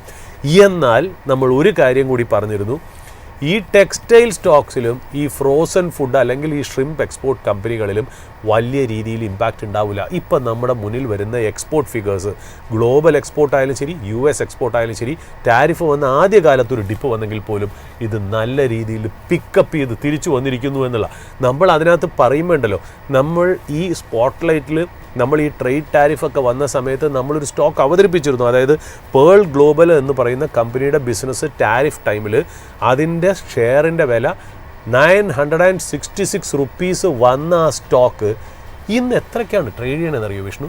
1600 രൂപയ്ക്കാണ് ട്രേഡ് ചെയ്യണത്. എവിടെയാണ് ടാരിഫിൻ്റെ ഇമ്പാക്റ്റ്? പേൾ ഗ്ലോബൽ എന്ന് പറയുന്ന garment and textile apparel exporting കമ്പനിയെക്കുറിച്ചാണ് ഞാൻ പറഞ്ഞത്. ഇത് മാത്രമല്ല, നമ്മൾ അവന്തി ഫീഡ്സ് നോക്കുക, ടാരിഫ് സമയത്ത് 750 രൂപ വന്ന സ്റ്റോക്ക് ഇന്നോ 820 രൂപ. നെഗറ്റീവ് അല്ല, വലിയ പോസിറ്റീവ് വരാത്തെന്ന് വെച്ചാൽ അതിന് അതിൻ്റെതായ ഏർണിങ്സ് വരാൻ, അതിൻ്റെ ഒരു ക്യാപെക്സ് സൈക്കിളൊക്കെ നടന്നുകൊണ്ടിരുന്നിട്ട് അതിൻ്റെ റവന്യൂ വരുന്ന സൈക്കിളേ ആയിട്ടുള്ളൂ. പക്ഷേ ഒരു ടാരിഫിൻ്റെ ഇമ്പാക്റ്റ് ഒന്നും 820 രൂപയിൽ നമ്മൾ കാണുന്നില്ല എന്നുള്ള. അപ്പം നമ്മൾ അന്നും പറഞ്ഞു ഇതൊക്കെ ടെമ്പററി ആയിട്ടുള്ള ഇഷ്യൂ ആണ്, ഇതിൽ കയറി നിങ്ങൾ ചാടി വീഴരുത് എന്നുള്ള കാര്യം നമ്മൾ പറഞ്ഞു. അബ്സല്യൂട്ട്ലി. അപ്പോൾ ഇങ്ങനത്തേക്ക് പിന്നെ നമ്മൾ പറഞ്ഞ വേറൊരു കാര്യം എന്ന് വെച്ചാൽ ഈ ടാരിഫൊക്കെ വന്ന സമയത്ത് നമ്മൾ പറഞ്ഞു ഷിപ്പ് ബിൽഡിംഗ് ഇൻഡസ്ട്രിയിൽ ചൈനയുടെ മോണോപ്പൊളിയാണ്. അത് ഷിപ്പ് ബിൽഡിങ്ങിലായാലും ശരി, നമ്മൾ വഴിയിൽ കൊണ്ടുപോകുന്ന ലോറിയിൽ കാണുന്ന കണ്ടെയ്നറിൻ്റെ കേസിലാണെങ്കിലും വളരെ വലിയ മാർക്കറ്റ് ഷെയർ ആണ് ചൈനയ്ക്ക്. അപ്പോൾ നമ്മൾ പറഞ്ഞു നമ്മൾ ഈ ആർട്ടിഫിഷ്യൽ ഇൻ്റലിജൻസ് ചിപ്സിൽ മാത്രം കിടന്ന് കളിക്കരുത്. നമുക്കൊരു ഗ്ലോബൽ പവർഫുൾ എക്കണോമിയായി മാറണമെങ്കിൽ ഇന്ത്യൻ ഷിപ്പിംഗ് ഇൻഡസ്ട്രി നല്ല രീതിയിൽ വരണം, ഗവൺമെൻറ് അതിനകത്ത് ഇടപെടണം, റിഫോംസ് കൊണ്ടുവരണം. നമ്മൾ കണ്ടിന്യൂസ് ആയിട്ട് പറഞ്ഞു അത് നടന്നേ പറ്റുള്ളൂ എന്ന് പറഞ്ഞു. ഫൈനലി ഈ കൊല്ലം തിരിഞ്ഞു നോക്കാൻ നേരത്ത് ഷിപ്പിംഗ് സെക്ടറിന് വന്ന ഇൻവെസ്റ്റ്മെൻറ്റ് എത്രയാണ് ഗവൺമെൻറ്റിൻ്റെ? 70,000 1000 കോടിയുടെ ഇൻവെസ്റ്റ്മെന്റ് ഈ ശനിയാഴ്ചയും വന്നെന്ന് തോന്നുന്നു. തീർച്ചയായിട്ടും. അപ്പോൾ പിന്നെ ഈ പറഞ്ഞ പോലെ ലാർജ് വെസൽസിന് ഇൻഫ്രാസ്ട്രക്ചർ സ്റ്റേറ്റസ് 100 കൊല്ലം വരെ പഴക്കമുള്ള എത്രയോ ബില്ലുകൾ മാറ്റി 5 ഇമ്പോർട്ടൻറ്റ് ഷിപ്പിംഗ് ബിൽസ് ഇന്ത്യൻ പാർലമെൻറ്റിൽ പാസ്സാക്കി എന്നുള്ള. അപ്പോൾ ഷിപ്പ് ബിൽഡിംഗ് എന്ന് പറയുന്ന സെക്ടറിന് വേണ്ടിയിട്ട് ഗവൺമെൻറ് നല്ല രീതിയിൽ കോൺസെൻട്രേറ്റ് ചെയ്തു. നമ്മൾ എക്സ്പെക്ട് ചെയ്ത പോലെ നടന്നു എന്നുള്ളത് ഭാഗ്യം. ഇതൊരു ലക്ക് കൊണ്ട് മാത്രം സംഭവിച്ചാണ്. നമുക്കറിയാം അതൊരു ആവശ്യമായിരുന്നു എന്നുള്ള. പിന്നെ നമ്മൾ ഒരു ദിവസം വെളുപ്പിന് എണീറ്റ് ഞാൻ 2:30-3 മണിക്ക് ഞാൻ CNBC വയ്ക്കാൻ നേരത്ത് CNBC ഇൻ്റർനാഷണലും ഫോക്സ് ന്യൂസിലും ബ്ലൂംബർഗിലും പറഞ്ഞത് ടാരിഫ് ഫാർമസ്യൂട്ടിക്കൽസിൽ ട്രംപും US ഒരു ടാരിഫ് വെച്ചു എന്നുള്ളതാണ്. നമ്മൾ അന്ന് മുതൽ നമ്മൾ ആ സമയം മുതൽ ഒരു പേപ്പറും പേനയും എടുത്ത് അന്ന് രാവിലത്തെ 9:30-യുടെ ന്യൂസിന്, അതായത് നമ്മൾ ഏത് ചാനലും ബ്രേക്കിംഗ് ന്യൂസായിട്ട് ഇന്ത്യൻ ഫാർമ ഇൻഡസ്ട്രിക്ക് അത് വളരെ ഒരു ഇമ്പാക്റ്റാണ്, നെഗറ്റീവ് ഇമ്പാക്റ്റ് ആണെന്ന് പറഞ്ഞപ്പോൾ നമ്മൾ പറഞ്ഞു ഇന്ത്യൻ ഫാർമ എന്ന് പറയുന്നത് കൂടുതലും ജനറിക് ഫാർമയാണ്, നിങ്ങൾ പേടിക്കേണ്ട കാര്യമില്ല. എന്നിട്ട് നമ്മൾ ഒരു കാര്യം കൂടെ പറഞ്ഞു, ഇത് ഹിറ്റ് ചെയ്തത് ബ്രാൻഡഡ് ആയിട്ടുള്ള പേറ്റന്റ് ആയിട്ടുള്ള ഡ്രഗ്സ് ആണ്. ഇന്ത്യയിലുള്ള ഭൂരിഭാഗം കമ്പനികളും ജനറിക് ഫാർമയാണ്, അതുകൊണ്ട് നമുക്ക് ഹിറ്റ് ആവില്ല എന്ന് പറഞ്ഞു. നമ്മൾ ഒരു വാക്കും കൂടെ പറഞ്ഞു വെച്ചു, നമുക്ക് സർപ്രൈസ്ഡ് ആണ് എന്തുകൊണ്ട് ഫാർമ സ്റ്റോക്സ് താഴെ വീഴുന്നു എന്നുള്ളൊരു കാര്യം കൂടെ നമ്മൾ പറഞ്ഞു എന്നുള്ളത്. ഇപ്പോൾ തെളിയിച്ചിരിക്കുന്നു. അതായത് ഈ പറഞ്ഞ പോലെ ജനറിക് എന്ന് പറയുന്നതിൽ യാതൊരു രീതിയിലും ഹിറ്റ് ഒരു ഇമ്പാക്റ്റ് ഉണ്ടായിട്ടില്ല. ഫാർമ ഇൻഡെക്സ് നോക്കുകയാണെങ്കിൽ ഏകദേശം 20% ഒരു അപ്സൈഡ് ആണ്. ഒരു 6-7 മാസം നോക്കുമ്പോൾ നമുക്ക് കാണാൻ സാധിക്കും. ഇനിയിപ്പോൾ നമുക്കിത് ഹിറ്റ് മാത്രമല്ല, നമുക്ക് മിസ്സും പറ്റി. കാര്യം നമ്മൾ പറഞ്ഞു നവംബർ അവസാനത്തോടുകൂടി നമ്മൾ പറഞ്ഞു ഇന്ത്യയും US തമ്മിലുള്ള ടാരിഫ് സൈൻ ചെയ്യുമെന്ന് പറഞ്ഞു. ഒരു രീതിയിൽ ടാരിഫിൻ്റെ കാര്യത്തിൽ നമ്മൾ എന്തൊക്കെ നമ്മൾ പറഞ്ഞോ ഇത് ഒന്നും തന്നെ നടന്നില്ല എന്നുള്ളതാണ്. പിന്നെ ഒരു ആശ്വാസകരമായിട്ടുള്ള കാര്യം, ഇന്ത്യയും US തമ്മിലുള്ള ടോക്സ് സസ്പെൻഡായിട്ട് നിന്ന സ്ഥലത്ത് ഈ പറഞ്ഞ പോലെ നമ്മൾ പറഞ്ഞ സമയത്തിന് അടുപ്പിച്ചായിട്ട് ഈ ട്രംപിൻ്റെ ഒരു ഈഗോ കാരണം എനിക്ക് തോന്നുന്നു പുടിൻ ഇന്ത്യയിൽ വിസിറ്റ് ചെയ്തതിൻ്റെ നെക്സ്റ്റ് വീക്ക് അവിടുന്ന് ഒരു പുതിയതായിട്ട് ഡെലിഗേഷൻ ഇന്ത്യയിലേക്ക് വന്ന് ഇന്ത്യയിൽ ചർച്ച നടത്തി എന്നുള്ള ഒരു ആശ്വാസകരമായിട്ടുള്ള കാര്യമല്ലാതെ നമ്മൾ പറഞ്ഞ ടാരിഫിൻ്റെ കാര്യത്തിൽ ഒരു രീതിയിലും ഈ പറഞ്ഞ പോലെ നമ്മൾ വിചാരിച്ച പോലെ നടന്നിട്ടില്ല. 19% പറഞ്ഞിട്ടുണ്ട്, അതിന് എന്താണെന്ന് നോക്കാം. അതെ, നമ്മളിപ്പോൾ പിന്നെ പറഞ്ഞ ഒരു കാര്യം എന്ന് വെച്ചാൽ നമ്മൾ പറയുന്നത് വെറും ഇങ്ങനത്തെ ഒരു യാർഡ് സ്റ്റിക്കാണ്. അതായത് നമ്മൾ പറഞ്ഞു പാകിസ്ഥാനിന് 19% ആണെങ്കിൽ ഇന്ത്യക്കും 19% ആയിരിക്കും. കാര്യം ഇന്ത്യയും പാകിസ്ഥാനെയും ഒരേപോലെ കാണുക എന്ന് പറയുന്നത് അമേരിക്കയുടെ നയമാണ്. അത് ഒരു എന്താ പറയുക അമേരിക്കൻ ഫോറിൻ പോളിസിയുടെ ഒരു നയമാണ്, രണ്ടുപേരെയും ഒരുപോലെ കാണുക എന്നുള്ളത്. അപ്പം നമ്മൾ വെറുതെ അത് ഇരുട്ടിലൊരു ഡാർട്ട് എറിയും പോലെ നമ്മൾ പറയണം കേട്ടോ. നമുക്കറിയില്ല, നമ്മൾ തുറക്കുന്ന ഡ്രോയർ അതാണ്. ആ ഡ്രോയറിൽ നിന്ന് നമുക്ക് മനസ്സിലാവുന്നത് പാകിസ്ഥാന് 19 ആണെങ്കിൽ ഇന്ത്യക്കും 19 ആവാനാണ് സാധ്യത എന്നുള്ളത്. പലരും പറയുന്നു 15 16 ആവും, ചിലപ്പോൾ അവർ ശരിയായിരിക്കാം. ഞാൻ പറയുന്നു ഏതായാലും പാകിസ്ഥാൻ കാര്യം ഇപ്പോൾ ട്രംപിനെ സംബന്ധിച്ച് ഞാൻ ഈ നോക്കുന്ന കാര്യം എന്ന് വെച്ചാൽ ട്രംപ് എന്തുകൊണ്ട് ഇപ്പോഴും ടാരിഫ് ഇന്ത്യയുടെ മുകളിൽ ഇപ്പോഴും അതൊരു മാറ്റിയിട്ടില്ല, റിലാക്സേഷൻ തരാത്തതിൻ്റെ ഏക കാരണം ഈഗോ ആണെന്ന് വിശ്വസിക്കുന്ന ആളാണ് ഞാൻ. കാരണം എന്ന് വെച്ചാൽ ഈ പറയുന്ന പോലെ ഇന്ത്യയും പാകിസ്ഥാനുമുള്ള കോൺഫ്ലിക്റ്റ് ഞാനാണ് സഹായിച്ചതെന്ന് പറയുന്നത് പാകിസ്ഥാൻ അക്സെപ്റ്റ് ചെയ്തെങ്കിലും ഇന്ത്യ പാർലമെൻറ്റിൻ്റെ ഫ്ലോറിൽ പറഞ്ഞു ഞങ്ങൾ ഒരു രീതിയിലും ഈ പറഞ്ഞ പോലെ അമേരിക്കൻ വാക്കുകൾ കേട്ടിട്ടില്ല, അമേരിക്ക ഇടപെട്ടിട്ടുമില്ല എന്ന് പറയുന്നത് ട്രംപിന് നല്ല രീതിയിൽ ഹേർട്ടായി എന്നുള്ള. രണ്ടാമത് പാകിസ്ഥാൻ ട്രംപിനെ നോബൽ പീസ് പ്രൈസിന് വേണ്ടിയിട്ട് നോമിനേറ്റും കൂടെ ചെയ്തു.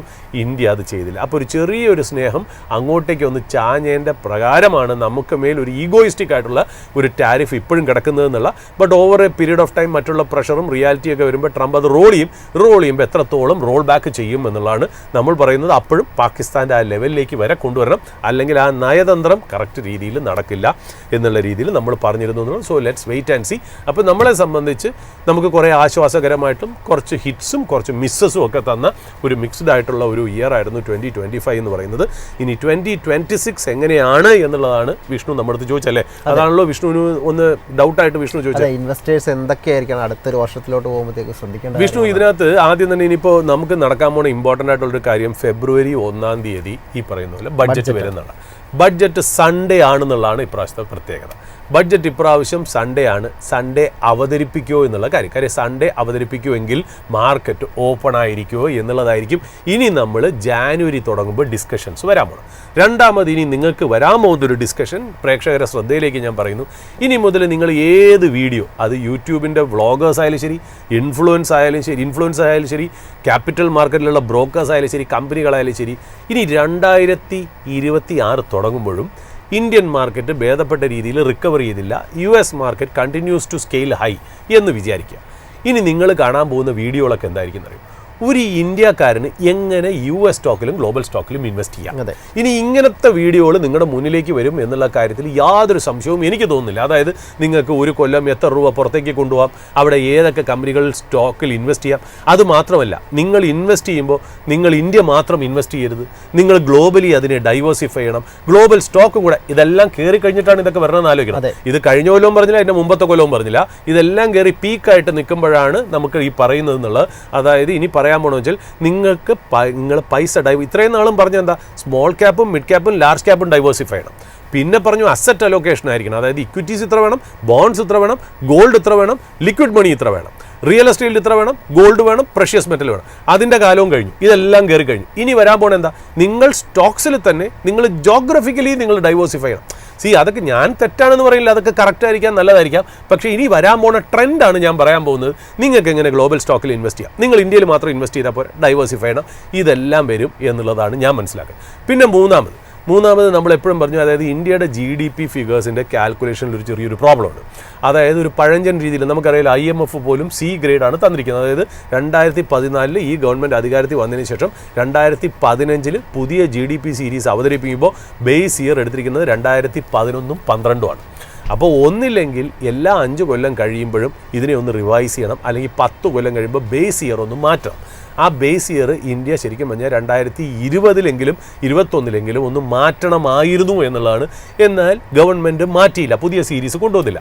അതിന് ഗവൺമെൻറ് പറയുന്ന റീസൺ എന്ന് പറഞ്ഞാൽ ആ ബേസ് ഇയർ എടുക്കാൻ പറ്റില്ല. കാര്യം അൺയൂഷ്വൽ ആയിട്ടുള്ള ഇയറാണ് 2020 എന്ന് പറയുന്ന കാര്യം. കോവിഡ് കാരണം വന്നത് കാരണം അപ്പോഴത്തെ GDP സീരീസിനെ ആ ബേസ് ഇയറിലേക്ക് കൊണ്ടുവരുന്നതിൽ അർത്ഥമില്ല എന്ന രീതിയിൽ പറഞ്ഞു. എന്നാൽ നല്ല രീതിയിലേക്ക് ക്രിറ്റിസിസം വന്നു. ഇപ്പോൾ അടുത്ത കാലത്ത് നല്ല രീതിയിൽ GDP ഗ്രോത്ത് റിപ്പോർട്ട് ചെയ്തപ്പോൾ വീണ്ടും ആ ചർച്ചകൾ തിരിച്ചു വന്നു. അതായത് നമ്മുടെ ഒബ്സലീറ്റ് ആയിരിക്കുന്നു നമ്മുടെ GDP ഡേറ്റ, അത് ഫാക്ച്വൽ അല്ല. IMF സിയുടെ ഒരു വാർണിംഗ് വന്നു. ഇവൻ അത് പൊളിറ്റിക്കൽ ഇഷ്യൂ പോലുമായി പത്രങ്ങളും എഴുതി ഇന്ത്യൻ GDP മാനിപ്പുലേറ്റഡ് ആണ്, ഫേക്ക് ആണെന്ന്. പക്ഷേ IMFന്റെ C ഗ്രേഡ് എന്ന് പറയുന്നത് ഫേക്കോ മാനിപ്പുലേറ്റഡ് എന്നല്ല, ഔട്ട്ഡേറ്റഡ് ആയിട്ടുള്ള ടൂൾസും ഡേറ്റയാണ് നമ്മൾ യൂസ് ചെയ്യുന്നുള്ള രീതിയിലാണ്. അപ്പോൾ ഗവൺമെൻറ് ഇപ്പോൾ ഫോഴ്സ്ഡ് ആണ് GDPയുടെ പുതിയ സീരീസ് കൊണ്ടുവരാൻ. GDPയുടെ പുതിയ സീരീസ് അവർ കൊണ്ടുവരാൻ പോകുന്നത് എപ്പോഴാണ്? ഫെബ്രുവരി 27 GDP സീരീസ് അവർ കൊണ്ടുവരാൻ പോകുന്നത്. അപ്പോൾ ബേസ് ഇയർ 2011-12 റെഫറൻസ് ഇയർ എടുത്തതിൽ മാറ്റി ഇനി ഇപ്പോൾ റെഫറൻസ് ബേസ് ഇയർ എന്ന് പറഞ്ഞാൽ 2022-ഉം 23-ഉമായിട്ട് മാറ്റിയിട്ട് പുതിയ ഡേറ്റ ഫെബ്രുവരി 27, 2026 ആകുമ്പോഴത്തേക്കും വരും. അതുമാത്രമല്ല കേട്ടോ, ഒരുപാട് എക്കണോമിക് പാരാമീറ്റേഴ്സും അവർ മാറ്റുന്നുണ്ട്. ഇപ്പോൾ CPI ഡേറ്റ, അതായത് കൺസ്യൂമർ പ്രൈസ് ഇൻഡെക്സ് എന്ന് പറയുന്നത് എനിക്ക് തോന്നുന്നു ബേസ് ഇയർ 2024 മാറ്റാൻ പോവുകയാണ്. ഫെബ്രുവരി 16, 2026 ന്യൂ സീരീസ് ഈ CPIയുടെ ഡേറ്റയ്ക്ക് വരും. അതിന് ബേസ് ഇയർ ആയിട്ട് എടുക്കാൻ പോകുന്നത് 2024. അതുമാത്രം ഈ IIP index of industrial production, അതും ഏതാണ്ട് അപ്ഡേറ്റഡ് സീരീസ് 2022-23 ബേസ് ഇയർ ആക്കിയിട്ട് മെയ് 28, 2026 കൂടി പുതിയ ഡേറ്റ. അതായത് പുതിയ ഡേറ്റകൾ റിവൈസ് ചെയ്ത് പുതിയ സീരീസിൽ ഇറക്കാൻ പോവുകയാണ്. ബേസ് ഇയർ മാറ്റാൻ പോവുകയാണ്. GDPയുടെ ബേസ് ഇയർ 2022-23 ആക്കിയിട്ട് ഫെബ്രുവരി 27, 2026 പുതിയ GDP ഡേറ്റ വരും. അതോടുകൂടി IMFന്റെ സിയുടെ വാർണിംഗ് ഒക്കെ പോകും. കാര്യം ബാക്കി ഗ്ലോബൽ സ്റ്റാൻഡേർഡ് അനുസരിച്ചാണ് വരാൻ പോകണമെന്നുള്ള മെക്കാനിസവും നമുക്ക് മനസ്സിലായി എന്നുള്ള. പക്ഷേ അതിൽ ഏറ്റവും വലിയ രസം എന്നറിയാം വിഷ്ണു, ഇപ്പോൾ ഉള്ളതിനേക്കാളും ഏറ്റവും കൂടുതൽ കോൺട്രവേഴ്സി വരാൻ പോകുന്നതാണ്. ഇതെൻ്റെ ഒരു പ്രഡിക്ഷനാണ്, ഞാൻ വീണ്ടും തെറ്റാന്നുള്ള. അതായത് ഇപ്പം നമ്മൾ പറയുന്നത് ഇന്ത്യൻ GDP ഗ്രോത്ത് ഹൈ കാണിക്കുന്നത് ഇന്ത്യയുടെ GDP ഫേക്കാണ്, മാനിപ്പുലേറ്റഡ് ആണ്, അല്ലെങ്കിൽ പഴയ ഔട്ട്ഡേറ്റഡ് ടൂൾസ് ആണ് എന്നുള്ള രീതിയിലല്ലേ. പുതിയ ബേസ് ഇയർ ആയിട്ട് 2022-23 മാറ്റുന്നതോടുകൂടി നമ്മൾ വിചാരിക്കുന്നതിനേക്കാളും ഹയർ ലെവലിലായിരിക്കും GDP. ഇനി വരാൻ പോകുന്നതാണ് ഏറ്റവും വലിയ കോൺട്രവേഴ്സി. അതായത് ഞാൻ ഇവിടെ ഇരുന്ന് പ്രഡിക്റ്റ് ചെയ്യുന്നു, തെറ്റിക്കോട്ടെ, ഇപ്പോഴുള്ള ഫിഗറിനേക്കാളും ഫെബ്രുവരി 27 വരുന്ന GDP ഫിഗേഴ്സ് ന്യൂ സീരീസിൽ ഇപ്പോൾ ഉള്ളതിനേക്കാളും കൂടുതലായിരിക്കും എന്നുള്ളതാണ് എൻ്റെ പ്രഡിക്ഷൻ. കാരണം എന്നറിയോ, ഈ 2011-12 സമയത്ത് ഒരുപാട് ഡേറ്റാസ് ഇല്ല. ഫിൻടെക്കിൻ്റെ ഇല്ല, ഓൺലൈൻ പ്ലാറ്റ്ഫോംസിൻ്റെ ഇല്ല, ഓൺലൈൻ എയർലൈൻ ടിക്കറ്റ്സിൻ്റെ ഇല്ല. ഇന്ത്യൻ GDPയിൽ എന്തോരം പ്രോഫിറ്റ് പൂൾസ് ആഡ് ചെയ്തു എന്നറിയോ ഈ ലാസ്റ്റ് 10 കൊല്ലം കൊണ്ട്? അതിൻ്റെ ഒരു ഡേറ്റ കൂടി ഇതിലൂടെ അബ്സല്യൂട്ട്ലി അതിൻ്റെ ഡേറ്റയും കൂടെ വന്നിട്ട് ആവശ്യമില്ലാത്ത പഴയ ഡേറ്റ പുറത്തോട്ട് പോവുകയും കൂടെ ചെയ്യുമ്പോൾ ഇത് വലിയ രീതിയിലേക്ക് ഫിഗർ വരും എന്നുള്ളതാണ് ഞാൻ വിശ്വസിക്കുന്നത് ഞാൻ തെറ്റാം, സാധാരണ ഒരു ഹ്യൂമൻ ബീങ് ആണ്. ഫെബ്രുവരി 2027 ഞാനിവിടെ ഇരിക്കുകയാണെങ്കിൽ തീർച്ചയായിട്ടും നമുക്കത് ഡിസ്കസ് ചെയ്യാന്നുള്ള GDP data is gonna surprises. 1. 2, നമ്മൾ ഈ പറയുന്ന പോലെ 2025 കമ്പനികളുടെ ഏർണിങ്സ്, കോർപ്പറേറ്റ് പ്രോഫിറ്റ്സും വളരെ മോശമായിരുന്നു എന്നുള്ള. അപ്പോൾ ഇനി വരാൻ പോണ ഏർണിങ്സ് ഒരു ലോവർ ബേസ് എഫക്റ്റ് കാരണം 26 മുകളിലായിരിക്കാനുള്ള സാധ്യതകൾ വളരെ ഹൈ ആണ് എന്നുള്ള. പിന്നെ നേരത്തെ പറഞ്ഞ പോലെ ഇപ്പോൾ ഒരു മികച്ചൊരു ഏർണിങ്സ് വന്നാലല്ലേ മാർക്കറ്റ് വലിയ രീതിയിലൊരു മൂവ്മെന്റ് നടത്താനുള്ള ഒരു സാധ്യത. ഒരു കാര്യം ഞാൻ വളരെ ക്ലിയർ ആയിട്ട് പറയാം. നമുക്ക് എന്ത് റീസൺ വേണമെങ്കിലും പറയാം. അതായത് ടാരിഫ് എന്നോ, അല്ലെങ്കിൽ ഗവൺമെൻറ് GDP ഫിഗേഴ്സ് ഫഡ്ജ് ചെയ്തു എന്നോ, അല്ലെങ്കിൽ റുപ്പി എന്നോ, കറണ്ട് അക്കൗണ്ട് ഡെഫിസിറ്റ് എന്നോ, ഫിസിക്കൽ ഡെഫിസിറ്റ് എന്നോ, എന്ത് വേണമെങ്കിലും പറയാം, ഇൻട്രസ്റ്റ് റേറ്റോ എന്ത് വേണമെങ്കിലും പറയാം. പക്ഷേ ഇന്ത്യൻ മാർക്കറ്റ് താഴെ വരാനും FIs സെല് ചെയ്യാനും ഒരേ ഒരു റീസണേ ഉള്ളൂ. Indian market is overvalued. Many of the stocks are overvalued compared to the earnings of that company. ഇപ്പോൾ ഞാൻ ചോദിക്കട്ടെ, നമ്മുടെ ഇപ്പോൾ ഞാൻ ഒന്ന് നോക്കുകയാണെങ്കിൽ, ഞാൻ ശരിക്കും പറഞ്ഞാൽ ഞാൻ എഴുതി വെച്ച കുറച്ച് ഡേറ്റയാണ്. ശരിക്കും പറഞ്ഞാൽ നമുക്ക് ഇത് കഴിഞ്ഞ് അപ്ഡേറ്റ് പോയിട്ട് നമുക്കൊന്ന് തിരിച്ചു വരാനേ ഉള്ളൂ. അതായത് നമ്മളൊന്ന് നോക്കാൻ നേരത്തെ നിക്കൈ മാർക്കറ്റ്, അതായത് ജാപ്പനീസ് മാർക്കറ്റ് 2025 29% റിട്ടേൺ തന്നു. 29% റിട്ടേൺ എപ്പോഴാണ് തന്നറിയോ? ഇൻഫ്ലേഷൻ കൂടി, ഇൻട്രസ്റ്റ് റേറ്റ് കൂടിക്കൊണ്ടിരിക്കുന്ന കാലഘട്ടത്തിലാണ്. നമ്മളിവിടെ പറയുന്നത് എന്താ? മാർക്കറ്റ് കയറണമെങ്കിൽ ഇൻട്രസ്റ്റ് റേറ്റ് കട്ട് ചെയ്യണം, ഇൻഫ്ലേഷൻ താന്നിരിക്കണം, ഇൻട്രസ്റ്റ് റേറ്റ് കട്ട് ചെയ്യണം എന്നല്ലേ നമ്മൾ പറയുന്നത്. എന്നിട്ട് നമ്മുടെ മാർക്കറ്റ് ഒന്നുകൊണ്ട് കയറിയില്ല. നമ്മുടെ അവിടെ ഇൻഫ്ലേഷൻ വളരെ താഴെയാണ്, ഇൻട്രസ്റ്റ് റേറ്റ് നല്ല രീതിയിൽ കട്ട് ചെയ്യും. ആ സമയത്ത് അവിടുത്തെ ഒരു ഏർണിങ്സ് ഒക്കെ എങ്ങനെയായിരുന്നു കമ്പനിയുടെ? അതാണ് അതിനകത്ത് ഇമ്പോർട്ടൻ്റ് ആയിട്ടുള്ള പ്രോബ്ലം. അതാണ് നമ്മളിവിടെ നമ്മൾ ഈ ആവശ്യമില്ലാത്ത കാര്യത്തിലാണ് നമ്മൾ തർക്കിക്കുന്നത്. അതായത് നമ്മൾ ഇൻഫ്ലേഷൻ എന്ന് പറയുന്നത് ഇപ്പോൾ വളരെ കുറവ് എന്ന് പറയുന്നത് എക്കണോമിക്ക് നല്ലതല്ല. RBIയുടെ ടോളറൻസ് ലെവൽ 4% നോക്കിയാൽ, ഒന്നില്ലെങ്കിൽ 4%, അല്ലെങ്കിൽ 4.5, 4.6, അതിൻ്റെ മുകളിൽ നിൽക്കുമ്പോഴാണ് ഒരു കമ്പനി ഗ്രോ ചെയ്യുന്നത്. അതായത് ഈ ഇൻഫ്ലേഷൻ എന്ന് പറയുന്ന കമ്പോണൻ്റ് ആണ് ശരിക്കും പറഞ്ഞാൽ ഈ കമ്പനികളുടെ പ്രോഫിറ്റ്സും പ്രൈസിങ് പവർ എന്ന് പറയുന്നത്. അതായത് നമുക്ക് ഇൻഫ്ലേഷൻ ഇല്ലെങ്കിൽ അതിൻ്റെ അർത്ഥം എന്താ? കഴിഞ്ഞ കൊല്ലം വിറ്റിരുന്ന പ്രോഡക്റ്റിൻ്റെ കാട്ടിലും താഴെയാണ്, അല്ലെങ്കിൽ പ്രൈസ് റൈസ് എന്ന് പറയുന്നത് കുറവാണ് എന്നുള്ള രീതിയിലാണ്. നമുക്ക് ആ ഇൻഫ്ലേഷനാണ് ശരിക്കും പറഞ്ഞാൽ കമ്പനിയുടെ പ്രൈസിങ് പവർ. അതിനാണല്ലോ നമ്മൾ ഈ നോമിനൽ GDP എന്ന് പറയുന്നത്. അതായത് നമ്മളിപ്പോൾ പറയാൻ എന്താ? Core GDP plus inflation is equal to nominal GDP. നമ്മുടെ ഇവിടെ ഇന്ത്യയിൽ നോമിനൽ GDP 8% എങ്ങാണ്ടാണ്. കാരണം എന്താ? GDP നന്നായിട്ട് ഗ്രോ ചെയ്യുന്നുണ്ടെങ്കിലും ഇൻഫ്ലേഷൻ ഗ്രോ ചെയ്യുന്നില്ല, ഇൻഫ്ലേഷൻ ഇല്ല. അതാണ് ഇന്ത്യൻ മാർക്കറ്റിൽ. അതായത് 1.9%, 2% ഒക്കെ ഇൻഫ്ലേഷൻ വരാമെന്ന് പറഞ്ഞാൽ അതിൻ്റെ അർത്ഥം കമ്പനികൾക്ക് പ്രോഫിറ്റ് ഇല്ല എന്നുള്ളതാണ്. അതുകൊണ്ട് ഇൻഫ്ലേഷനെ നമ്മൾ പേടിക്കേണ്ട കാര്യമില്ലെന്ന് ഞാൻ പലപ്പോഴും പറയുന്നത്. തിയറട്ടിക്കലി നമുക്ക് പഠിപ്പിച്ചത് എന്താ? ഇൻഫ്ലേഷൻ എന്ന് പറഞ്ഞാൽ എക്കണോമിക്ക് മോശം. സ്റ്റോക്കിനും ഇക്വിറ്റീസിനും ബിസിനസ്സിനും നല്ലത് ഇൻഫ്ലേഷൻ വരിക എന്നുള്ളതാണ്.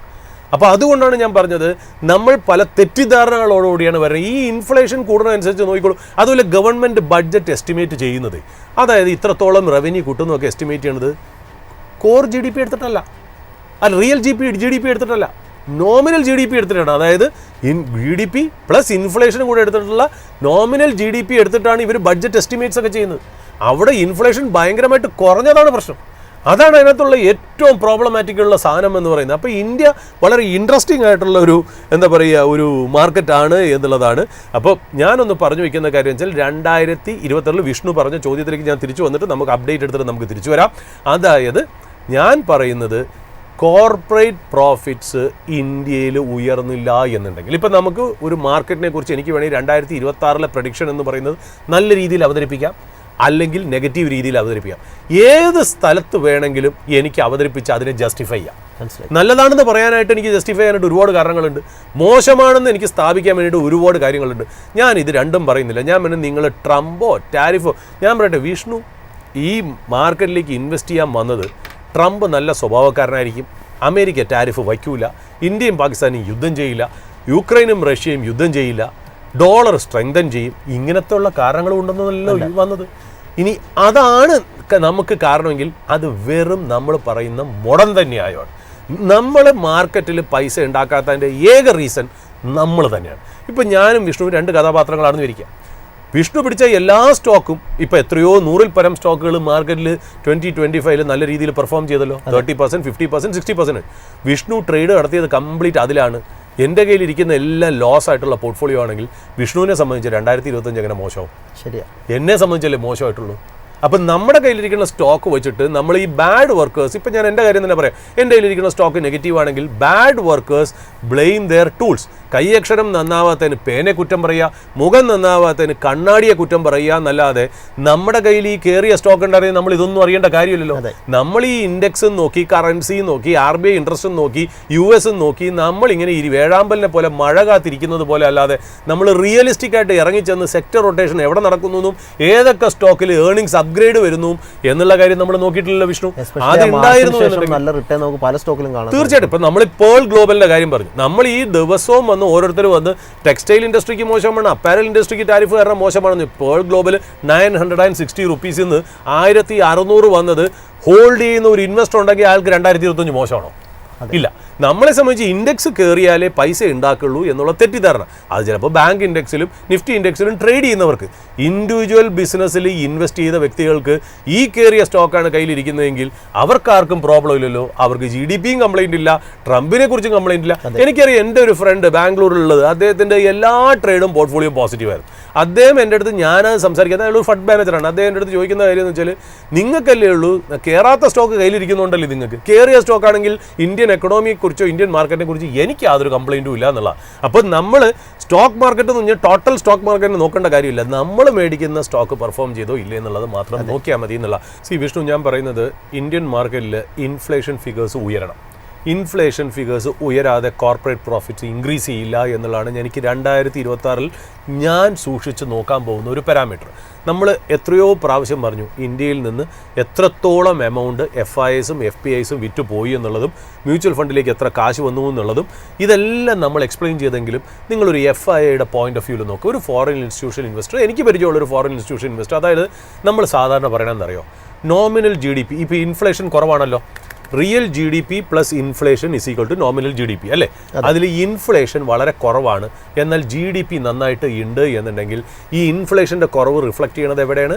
കോർപ്പറേറ്റ് ഏർണിങ്സിലാണ് റിഫ്ലക്റ്റ് ചെയ്യണേ എന്നുള്ളതാണ്. അവിടെ വലിയ രീതിയിലുള്ള പ്രൈസിങ് പവർ, പ്രോഫിറ്റ് ഇൻക്രീസും ഏർണിങ്സ് ഇൻക്രീസും കമ്പനീസിന് വരുന്നില്ല. അത് കാരണം കൊണ്ട് തന്നെ ഇന്ത്യയുടെ നോമിനൽ GDP ഗ്രോത്ത് എന്ന് പറഞ്ഞാൽ ഡബിൾ ഡിജിറ്റ് അല്ല, 8% ആണ്. അപ്പം നമ്മൾ സാധാരണ തിയററ്റിക്കലി പറയുന്നൊരു കാര്യം എന്നറിയോ, ഒരു രാജ്യത്തിൻ്റെ നോമിനൽ GDP 8% ആണെന്നുണ്ടെങ്കിൽ ആ രാജ്യത്തിൻ്റെ ഇക്വിറ്റീസ്, അതായത് സ്റ്റോക്ക് മാർക്കറ്റ് കോമ്പൗണ്ട് ചെയ്യാൻ പോകുന്നത് 8%-ലായിരിക്കും എന്നുള്ളതാണ്. ആ 8%-ൽ കോമ്പൗണ്ട് ചെയ്യുന്ന മാർക്കറ്റിലേക്ക് ഒരു FIIയുടെ പോയിന്റ് ഓഫ് വ്യൂവിൽ നമ്മൾ നോക്കുകയാണെങ്കിൽ അദ്ദേഹം ഉണ്ടാക്കുന്ന 8% റിട്ടേൺ, അതായത് ഇക്വിറ്റീസിൽ ഉണ്ടാക്കുന്ന പെർഫോമൻസ്, അതിൽ 15%, അതായത് ഷോർട്ട് ടേം ക്യാപിറ്റൽ ഗെയിൻസും ലോങ് ടേം ക്യാപിറ്റൽ ഗെയിൻസും എല്ലാം കൂടെ ഒന്ന് ആവറേജ് ചെയ്ത് കഴിഞ്ഞാൽ 15% സർചാർജും എല്ലാം കൂടെ ചേർന്ന് 15% ടാക്സ് ഈ ഉണ്ടാക്കുന്ന 8%-ൽ നിന്ന് പോയി കഴിഞ്ഞാൽ അവർക്ക് എത്രയുണ്ടെന്ന് വിചാരിച്ചിട്ടാ? 6.8% റിട്ടേണേ ഉള്ളൂ. ഈ 6.8% റിട്ടേണിൽ തന്നെ 4-5% റുപ്പി ഡിപ്രീസിയേഷനും കൂടെ സംഭവിക്കുന്നു. അപ്പോൾ എത്രയായി? 6.8 എന്ന് പറഞ്ഞത് കുറഞ്ഞ് വീണ്ടും ഒരു 3% റിട്ടേണായി. ഈ 3% റിട്ടേൺ ഇവിടെ കിട്ടാനാണോ FIIസും FPIസും വരുന്നത്? ടാക്സും റുപ്പി ഡിപ്രിസിയേഷനും 8% നോമിനൽ GDP ഗ്രോത്തും 8% ഇക്വിറ്റി കോമ്പൗണ്ടഡ് ഗ്രോത്തിലും വരികയാണെങ്കിൽ ഇവർക്ക് ഇവിടുന്ന് കൊണ്ടുപോകാൻ പറ്റുന്ന പൈസ വെറും 3-3.5%. സാർ, ഒരു സംശയം കൂടി ഞാൻ ചോദിച്ചോട്ടെ. ഇപ്പോൾ ഈ FIIസിൻ്റെ കാര്യം സാറ് പറഞ്ഞല്ലോ, അപ്പോൾ എൻ്റെ ഒരു സംശയം എന്ന് പറയുന്നത്, ഈ ഒരു ബഡ്ജറ്റ്, നെക്സ്റ്റ് ഒരു ബഡ്ജറ്റിലോട്ട് വരുമ്പോൾ ഈ ഒരു ടാക്സ്, അതായത് STT അത്തരത്തിലുള്ള കാര്യങ്ങളിലൊക്കെ എന്തെങ്കിലും ഒരു തീരുമാനം ഗവൺമെൻറ് ഭാഗത്ത് വരേണ്ടതായിട്ടുണ്ട്. അതായത് ഇമ്പോർട്ടൻ്റ് ആയിട്ടുള്ള ഒരു കാര്യം എന്ന് വെച്ചാൽ, ഇപ്പോൾ ഒന്നാമത് ഗവൺമെൻറ് ബഡ്ജറ്റ് എസ്റ്റിമേറ്റ് ഇട്ടിരിക്കുന്ന ക്യാപിറ്റൽ ഗെയിൻസ്, അത് ലോങ് ടേം ആയാലും ശരി ഷോർട്ട് ടേം ആയാലും ശരി, ബഡ്ജറ്റ് എസ്റ്റിമേറ്റിനനുസരിച്ച് വരാനുള്ള സാധ്യതകളില്ല എന്നുള്ളതാണ് ഞാൻ മനസ്സിലാക്കുന്നത്. STTയും ആ രീതിയിലും വരാൻ ചാൻസ് ഇല്ല എന്നുള്ളതാണ്. തീർച്ചയായിട്ടും ഗവൺമെൻറ് ആ ലൈനിൽ തന്നെ പോകണം എന്നുള്ളതാണ് ഞാൻ ആലോചിക്കുന്നത്. പക്ഷേ ഈ ഗവൺമെൻറ്റിൽ എനിക്ക് അങ്ങനെ വലിയ വിശ്വാസമില്ല. അതായത് അവർ ആ ക്യാപിറ്റൽ ഗെയിൻസ് ടാമ്പർ ചെയ്യുമോ എന്ന് വെച്ചാൽ എനിക്കറിയില്ല. കാര്യം അവർ കൂടുതലും കുറച്ചുകൂടി പൊളിറ്റിക്കലായിട്ട് ജനങ്ങളെ അഫക്റ്റ് ചെയ്യുന്ന കാര്യം, അതായത് ഇൻകം ടാക്സ്, പ്രോഡക്ട്സിൻ്റെ വില, GST കൂടെ കുറയ്ക്കുക എന്നല്ലാതെ ക്യാപിറ്റൽ മാർക്കറ്റിന് ഇമ്പോർട്ടൻസ് തരാൻ ചാൻസ് ഇല്ല. കാര്യം ഒന്നാമത്തെ കാര്യം, നിർമ്മല സീതാരാമൻ എന്ന് പറയുന്ന ഒരു വ്യക്തി, അവരെ ഇപ്പം നമ്മൾ പഠിക്കുകയാണെങ്കിൽ വ്യക്തിപരമായിട്ട് നല്ലൊരു സിറ്റിസനാണ്, നല്ലൊരു ഫിനാൻസ് മിനിസ്റ്ററാണ്. പക്ഷേ അവരൊന്നും ക്യാപിറ്റൽ മാർക്കറ്റിൽ ഇൻട്രസ്റ്റഡ് ആയിട്ടുള്ള ഒരു വ്യക്തിയല്ല. ക്യാപിറ്റൽ മാർക്കറ്റിൽ ഇൻട്രസ്റ്റഡ് ആവണേ ചിദംബരം പോലത്തെ ഫിനാൻസ് മിനിസ്റ്റർ എന്ന് പറഞ്ഞ്, ചിദംബരം എന്ന് പറഞ്ഞ ഫിനാൻസ് മിനിസ്റ്ററാണ്, നിർമ്മല സീതാരാമൻ കാരണം നല്ലതെന്നല്ല. അതായത് മാർക്കറ്റിനോട് ഇഷ്ടമുള്ള, ഇപ്പോൾ ട്രംപിന് ഈ റിയൽ എസ്റ്റേറ്റിനെയും സ്റ്റോക്സിനെയും ഇഷ്ടമാണ്. അതേപോലെ ഒരു പ്രസിഡൻറ്റോ അല്ലെങ്കിൽ ഒരു ഫിനാൻസ് മിനിസ്റ്ററോ വരുമ്പോഴാണ് ആ ഇൻഡസ്ട്രിക്ക് ഇൻസെൻറ്റീവ്സ് കിട്ടുന്നത്. നിർമ്മല സീതാരാമൻ മാഡം എന്ന് പറയുന്നത് പൊതുവേ ഒരു ഹൗസ് വൈഫാണ്. സാധാരണ കൺസർവേറ്റീവ് ആയിട്ടുള്ളൊരു മൈൻഡാണ്. ജനങ്ങളുടെ പ്രോഡക്ട്സ് എങ്ങനെയാണ് അവരുടെ ജീവിതത്തിനെ അഫക്റ്റ് ചെയ്യുന്നത്, ഇൻകം ടാക്സ് എങ്ങനെയാണ് അഫക്റ്റ് ചെയ്യണമെന്നല്ലാതെ ക്യാപിറ്റൽ മാർക്കറ്റിനെ കുറിച്ച് ഫിനാൻസ് മിനിസ്റ്റർ പറഞ്ഞ കാര്യം എന്താ, ക്യാപിറ്റൽ മാർക്കറ്റ് നിങ്ങൾക്ക് എഫേർട്ട് ഇല്ലാതെ കിട്ടുന്ന കാശാണ് എന്നുള്ള രീതിയിലാണ് പറയുന്നത്. അതുകൊണ്ട് അവിടെ ടാമ്പറിങ് വരുമോ എന്ന് വെച്ചാൽ എനിക്കറിയില്ല. ബട്ട് ഈ പറയുന്ന പോലെ ഈ ടാക്സ് ആണോ കാരണം ഇന്ത്യൻ മാർക്കറ്റ് താഴെ വരുന്നത് വെച്ചാൽ അല്ല കേട്ടോ. കാര്യം വെച്ചാൽ ഇപ്പം നിങ്ങൾ 100% പ്രോഫിറ്റ് ഉണ്ടാക്കിയ 15% ടാക്സ് ഒന്നും ഒരു വിഷയമല്ല. നമ്മൾ വലിയ രീതിയിൽ റിട്ടേൺ വരാതിരിക്കുമ്പോഴാണ് ഈ ടാക്സ് ഒക്കെ പ്രോബ്ലമാണ്. നല്ല രീതിയിൽ റിട്ടേൺ കിട്ടുകയാണെങ്കിൽ ഇതൊന്നും പ്രോബ്ലം ഇല്ല എന്നുള്ളതാണ് അതിനകത്ത് മനസ്സിലാക്കേണ്ടത്. അപ്പോൾ നമ്മളിപ്പോൾ ഇൻവെസ്റ്റേഴ്സിനോട് എനിക്ക് 2026 പറയാനുള്ള കാര്യമാണ് ഇനിയൊരു 10 മിനിറ്റിൽ നമുക്ക് പറയാനുള്ളത്. അത് വേറൊന്നുമല്ല, ഇനി വരാൻ പോണ GDP ഫിഗേഴ്സ് മിക്കവാറും ഈ പറയുന്ന പോലെ നമ്മൾ വിശ്വസിക്കുന്നതിനെക്കാട്ടിലും ഹയർ ലെവലിലായിരിക്കാം വരാൻ പോകുന്നത്. അത് മെത്തോഡോളജി കറക്റ്റ് തന്നെ ആയിരിക്കാം, എന്നാൽ കോൺട്രവേഴ്സിയും അതിൻ്റെ അകത്തുള്ള വലിയ എന്താ പറയുക ഡിബേറ്റുകളും വീണ്ടും തുടർന്നുകൊണ്ടിരിക്കും. അത് ഒന്നാമത്തെ കാര്യം. രണ്ടാമത്തെ കാര്യം, ബഡ്ജറ്റിൽ ഈ പറയുന്ന പോലെ ടാക്സിൻ്റെ കാര്യത്തിൽ ഗവൺമെൻറ് എന്തെങ്കിലും ചെയ്യുന്നുണ്ടോ ഇല്ലയെന്ന് നോക്കുക. നടക്കുന്ന എനിക്ക് പ്രതീക്ഷയില്ല, എങ്കിലും ചെയ്താൽ അതൊരു ആഡഡ് അഡ്വാൻറ്റേജ് ആവും. 2. മൂന്നാമത്തെ കാര്യം, ഇന്ത്യ US ട്രേഡ് ഡീൽ നടക്കാനുള്ള സാധ്യതകളെല്ലാം തന്നെയുണ്ട്. ഞാനിപ്പോഴും വിശ്വസിക്കുന്നു അത് ഏതാണ്ട് 19% ആയിരിക്കും എന്നുള്ള രീതിയിലാണ്. 4ാമത് നമുക്ക് പറയാനുള്ള കാര്യം, കോർപ്പറേറ്റ് പ്രോഫിറ്റ്സ് കഴിഞ്ഞ കൊല്ലത്തെ ബേസ് ഇയറിൽ മോശമായതുകൊണ്ട് ഇക്കൊല്ലം ബെറ്റർ ആയിരിക്കും. ബട്ട് ഈവൻ ദെൻ ഞാൻ നോക്കുകയാണെങ്കിൽ എനിക്ക് സ്റ്റോക്ക് മാർക്കറ്റിൽ വലിയ സന്തോഷം തരുന്ന കാര്യങ്ങളില്ല എന്ന് പറഞ്ഞു മാർക്കറ്റ് നെഗറ്റീവ് എന്നല്ല പറഞ്ഞത്. വലിയ രീതിയിൽ നിഫ്റ്റിയിൽ വലിയ പെർഫോമൻസ് ഒക്കെ വരും, ഇൻഡെക്സുകളിൽ വരും എന്ന് വെച്ചാൽ എനിക്ക് വിശ്വാസമില്ല. കാരണം എന്താണെന്ന് വെച്ചാൽ ഇന്ത്യൻ കമ്പനീസിൻ്റെ ഏർണിങ്സ് കുറവാണെങ്കിലും ഇവരെല്ലാവരും ട്രേഡ് ചെയ്യണ വാല്യുവേഷൻ ഇപ്പോഴും ഈ കറക്ഷൻ കഴിഞ്ഞിട്ടും കുറഞ്ഞിട്ടില്ല എന്നുള്ള. അപ്പോൾ വാല്യുവേഷൻ കംഫർട്ട് എനിക്ക് സ്റ്റോക്ക് മാർക്കറ്റിൽ ബേസിക്കലി ഇല്ല. ബട്ട് ഞാൻ വാല്യുവേഷൻ കാണുന്നുണ്ട്, favourable valuation, pockets of valuation ഞാൻ കാണുന്നുണ്ട് എന്നുള്ള പല സ്ഥലങ്ങളിലും. അത് ഇൻഡിവിജ്വലായിട്ടുള്ള സ്റ്റോക്സ് എൻ്റെ മുന്നിൽ തന്നെ ഒരു 10 സ്റ്റോക്ക് നല്ല ക്വാളിറ്റി കമ്പനീസ് എന്ന് പറയുന്നത് ഞാൻ വേറൊന്നും കൊണ്ടല്ല, ഫണ്ടമെൻ്റലി ഗുഡ് കമ്പനീസ്. ബട്ട് എക്കണോമിയുടെ പ്രത്യേക സാഹചര്യങ്ങൾ കാരണം, എക്കണോമിയുടെ സൈക്കിൾ കാരണം ഇന്ന് ആ സ്റ്റോക്കുകളെ ആർക്കും വേണ്ട. അത് പലതും ട്രേഡ് ചെയ്യണത് 20, 22, 18 PE-ലാണ്. അതിന് അടുത്ത ഏർണിംഗ് സൈക്കിൾ വരുമ്പോൾ 2-3 കൊല്ലമായിട്ട് മോശമായിരിക്കുന്ന ഇവരുടെ ഏർണിങ്സ് മിക്കവാറും ഡബിൾ ഡിജിറ്റ്, അതായത് 18%, 19% ഗ്രോത്ത് വരികയാണെങ്കിൽ ഈ കമ്പനികൾ 20, 18, 22 PE-യിൽ നിന്നും 35, 40 PE-യിലേക്ക് അപ്വേർഡ് റീറേറ്റിംഗ് വരാനുള്ള ചാൻസുകളുണ്ട്. വളരെ ട്രഡീഷണൽ ആയിട്ടുള്ള ബിസിനസ്, റിയൽ ക്യാഷ് ഫ്ലോ ഉള്ള ബിസിനസ്, അങ്ങനത്തെ കുറച്ച് കമ്പനികളുണ്ട്. ആ കമ്പനികളാണ് ഞാനീ പറയാൻ പോകുന്നത്. അതായത് അങ്ങനെയുള്ള കമ്പനികൾ, അതായത് താൽക്കാലികമായിട്ട് ടെമ്പററി ഡൗൺ സൈക്കിളിൽ കൂടെ പോകുന്ന സ്ട്രോങ് ആയിട്ടുള്ള റെപ്യൂട്ടേഷൻ ആയിട്ടുള്ള അവരുടെ സെക്ടർ ലീഡേഴ്സ് ആയിട്ടുള്ള 10 കമ്പനികൾ എൻ്റെ മുന്നിൽ തന്നെ ഉണ്ട് എന്നുള്ളതിൽ യാതൊരു സംശയമില്ല. അതുമാത്രമല്ല, തിരഞ്ഞെടുക്കുമ്പോൾ നമ്മൾ നോക്കേണ്ട കാര്യം എന്താ, ആ കമ്പനി ഓപ്പറേറ്റ് ചെയ്യുന്ന സെക്ടർ ശരിക്കും പറഞ്ഞാൽ വലിയ ഓപ്പർച്യൂണിറ്റി ഉള്ള സെക്ടർ ആയിരിക്കണം. മനസ്സിലായില്ലേ? എന്നാൽ മാത്രമേ ഈ കമ്പനിക്ക് ആ സെക്ടറിനകത്ത് നിന്ന് ഗ്രോ ചെയ്യാനായിട്ട് പറ്റുള്ളൂ. So invest in businesses or stocks which will grow in a sector that has a large addressable opportunity എന്നുള്ളത് ഒന്നാമത്തെ പാരാമീറ്റർ. രണ്ടാമത്തത്, ഈ കമ്പനിക്ക് പ്രൈസിങ് പവർ ഉണ്ടാവണം. അതായത് റോ മെറ്റീരിയൽ കോസ്റ്റ് ഇൻക്രീസ് ചെയ്യുകയാണെങ്കിൽ അതിനെ ഇൻക്രീസ് ചെയ്ത് കൺസ്യൂമറിന് കൊടുത്തിട്ട് മാർജിൻ മെയിൻറ്റെയിൻ ചെയ്യാൻ പറ്റുന്ന കമ്പനികളായിരിക്കണം എന്നുള്ളതാണ് രണ്ടാമത്തെ പോയിന്റ്. ആ ഓപ്പറേറ്റിംഗ് മാർജിൻ സ്റ്റഡി ആയിട്ടോ അല്ലെങ്കിൽ ഇമ്പ്രൂവ്മെൻറ്റോ കാണിക്കുന്ന കമ്പനികളായിരിക്കും നിങ്ങൾ കോൺസെൻട്രേറ്റ് ചെയ്യുന്നത്. പിന്നെ ഇമ്പോർട്ടൻ്റ് ആയിട്ടുള്ള കാര്യം, സ്റ്റോക്ക് നോക്കുമ്പോൾ കഥയും സ്റ്റോറീസും കൺസെപ്റ്റും മാത്രം വെച്ചിട്ട് പോകരുത്. ഓപ്പറേറ്റിംഗ് ക്യാഷ് ഫ്ലോ പോസിറ്റീവായിട്ടുള്ള കമ്പനികൾ തന്നെ എടുക്കണം. ഈ ഡൗൺ ടേണിലും ഓപ്പറേറ്റിംഗ് ക്യാഷ് ഫ്ലോ പോസിറ്റീവായിട്ടുള്ള കമ്പനീസ് ഉണ്ട്. ഏതാണ്ട് 40%, 50% കറക്റ്റ് ചെയ്തത്. അങ്ങനെയുള്ള സ്റ്റേബിൾ ഗ്രോത്ത് ഉള്ള കമ്പനീസ് ഇന്ത്യൻ മാർക്കറ്റിലുണ്ട്. റിട്ടേൺ ഓൺ ഇക്വിറ്റിയും റിട്ടേൺ ഓൺ ക്യാപിറ്റൽ എംപ്ലോയിഡും ഒരു 18-20 മുകളിൽ ത്രോ ചെയ്യുന്ന കമ്പനീസ് ധാരാളം, ഒരു 10 എണ്ണം വിസിബിളായിട്ട് എൻ്റെ മുന്നിൽ കാണുന്നു എന്നുള്ളതാണ്. പിന്നെ ആ കമ്പനികളുടെ ഷെയർ ക്യാപിറ്റൽ, ഇക്വിറ്റി ഡൈല്യൂട്ട് ചെയ്ത്, അതായത് ഈ പ്രിഫറൻസ് ഇഷ്യൂ, റൈറ്റ്സ് ഇഷ്യൂ അല്ലെങ്കിൽ പുതിയ ഫണ്ട് റൈസിംഗ് ഒക്കെ കൊണ്ട് ഇക്വിറ്റി ഡൈല്യൂട്ട് ചെയ്യാതെ, ഇക്വിറ്റി എന്ന് പറയുന്നതാണ് ഞങ്ങളുടെ ആസ്തി എന്ന് വിശ്വസിക്കുന്ന കമ്പനിയുണ്ട്. അതായത് ഇക്വിറ്റി ഡൈല്യൂട്ട് ചെയ്ത് ഞങ്ങൾ എന്തായാലും ഗ്രോ ചെയ്യില്ല എന്ന് പറഞ്ഞ് ഇക്വിറ്റി ഡൈല്യൂട്ട് ചെയ്യാത്ത, പിന്നെ ഡെറ്റ്, അതായത് ഡെപ്റ്റ് എടുക്കുന്നതിൽ തെറ്റില്ല, ഡെപ്റ്റ് സർവീസ് ചെയ്യാൻ പറ്റുന്ന ഡെറ്റ് എടുക്കുന്ന കമ്പനികൾ, നല്ല ക്ലീൻ ആയിട്ടുള്ള മാനേജ്മെൻറ്റ്, ഇതെല്ലാം ഒരു ഫേവറബിൾ വാല്യുവേഷനിൽ തരുന്ന ഒരു 8-10 കമ്പനികൾ നമ്മുടെ മുന്നിൽ ക്ലിയർ ആയിട്ടുണ്ട്. താൽക്കാലികമായിട്ടുള്ള ഡൗൺവേർഡ് സൈക്കിളിൽ കൂടെ പൊയ്ക്കൊണ്ടിരിക്കുന്നേ ഉള്ളൂ. ഇതൊരു അക്യുമുലേഷൻ പോയിൻ്റാണ്. ഇനി ഇവിടുന്ന് താഴേക്ക് പോകാൻ അതിന് ചാൻസ് ഇല്ല. അതായത് നിങ്ങൾ ഈ കളി കളിക്കുമ്പോൾ ഒരു ഗുണമെന്നറിയോ, നിങ്ങൾ ജയിക്കോ ഇല്ലെന്ന് ഭാവി മാത്രമേ പറയാൻ പറ്റുള്ളൂ, ഫ്യൂച്ചർ മാത്രമേ. പക്ഷേ നിങ്ങൾ തോൽക്കാനുള്ള ചാൻസ് വളരെ കുറവ്. എന്നാൽ നിങ്ങളൊരു ഹൈ PE സ്റ്റോക്ക് പിടിക്കുമ്പോൾ നിങ്ങൾ ഈ ഹൈ PE 100 PE 150 പോയാലേ നിങ്ങൾക്ക് പ്രോഫിറ്റും കിട്ടുള്ളൂ. എന്നാൽ 100-ൽ നിന്ന് 50 വരാനുള്ള ചാൻസസ് ഹയറാണ്.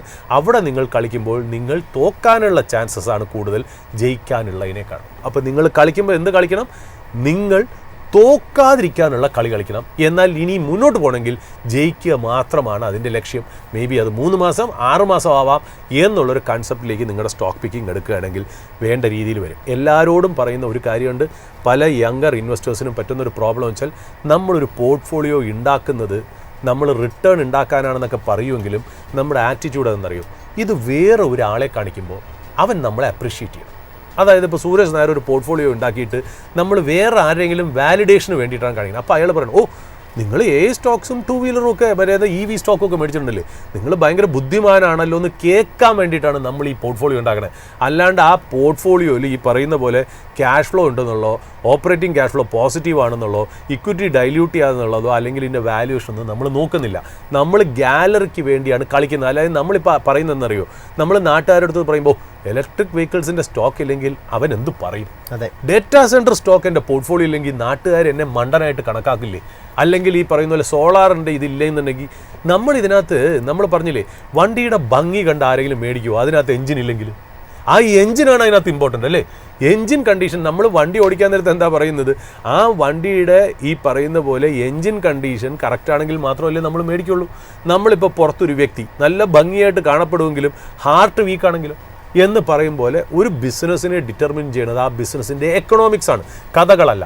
കഥകൾ നിങ്ങളെ ഇൻഫ്ലുവൻസ് ചെയ്യാനായിട്ട് പല ഓപ്പറേറ്റർമാരും പല രൂപത്തിൽ, ബ്രോക്കറിൻ്റെ രൂപത്തിൽ, ഫണ്ട് മാനേജറിൻ്റെ രൂപത്തിൽ, വ്ളോഗറിൻ്റെ രൂപത്തിൽ, അല്ലെങ്കിൽ ഒരു ട്രെയിനറിൻ്റെ ഉൾപ്പെടുത്തൽ, ടെക്നിക്കൽ ടീച്ചിങ്, ഫണ്ടമെൻ്റൽ ടീച്ചിങ് എന്ന് പറഞ്ഞ് നിങ്ങളുടെ മുന്നിൽ വന്നിട്ട് അവരുടെ കയ്യിലിരിക്കുന്ന ഷെയർ നിങ്ങളുടെ തലയ്ക്ക് വയ്ക്കാൻ വേണ്ടി പല കഥകളും മെനയും. ഞാൻ പറഞ്ഞല്ലോ, ഇനി അടുത്ത് വരാൻ പോകണമെന്ന് വെച്ചാൽ US സ്റ്റോക്സ് മേടിച്ച ഒരുപാട് പേരുണ്ട്. ഇനി അവിടെ ഒരു ബബിൾ ആയി എന്നുള്ള തോന്നൽ പലർക്കും ഉണ്ട്.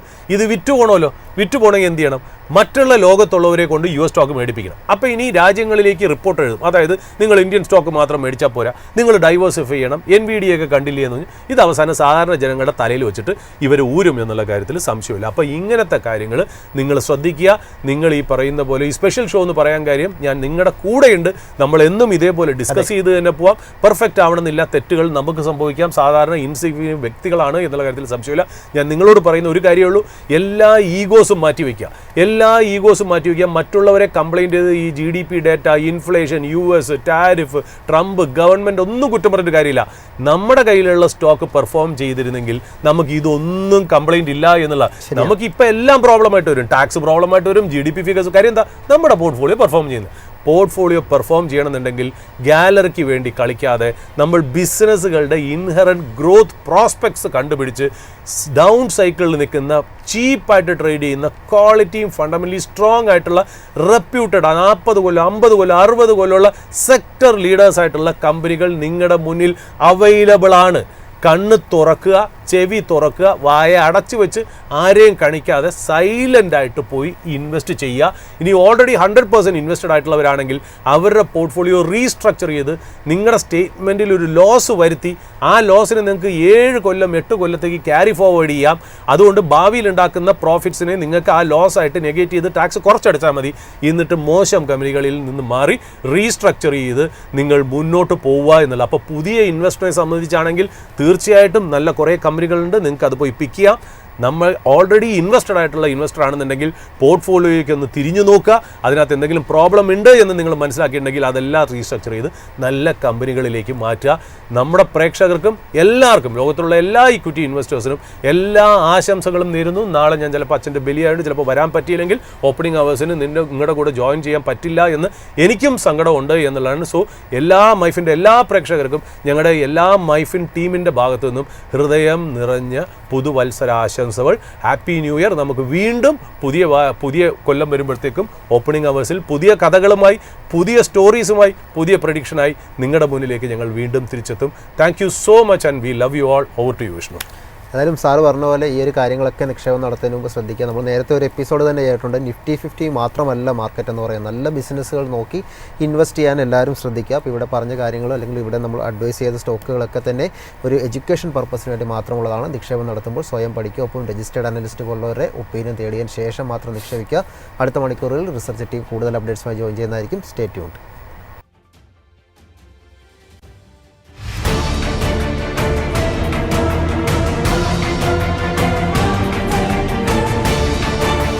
Opening Hours with MyFin.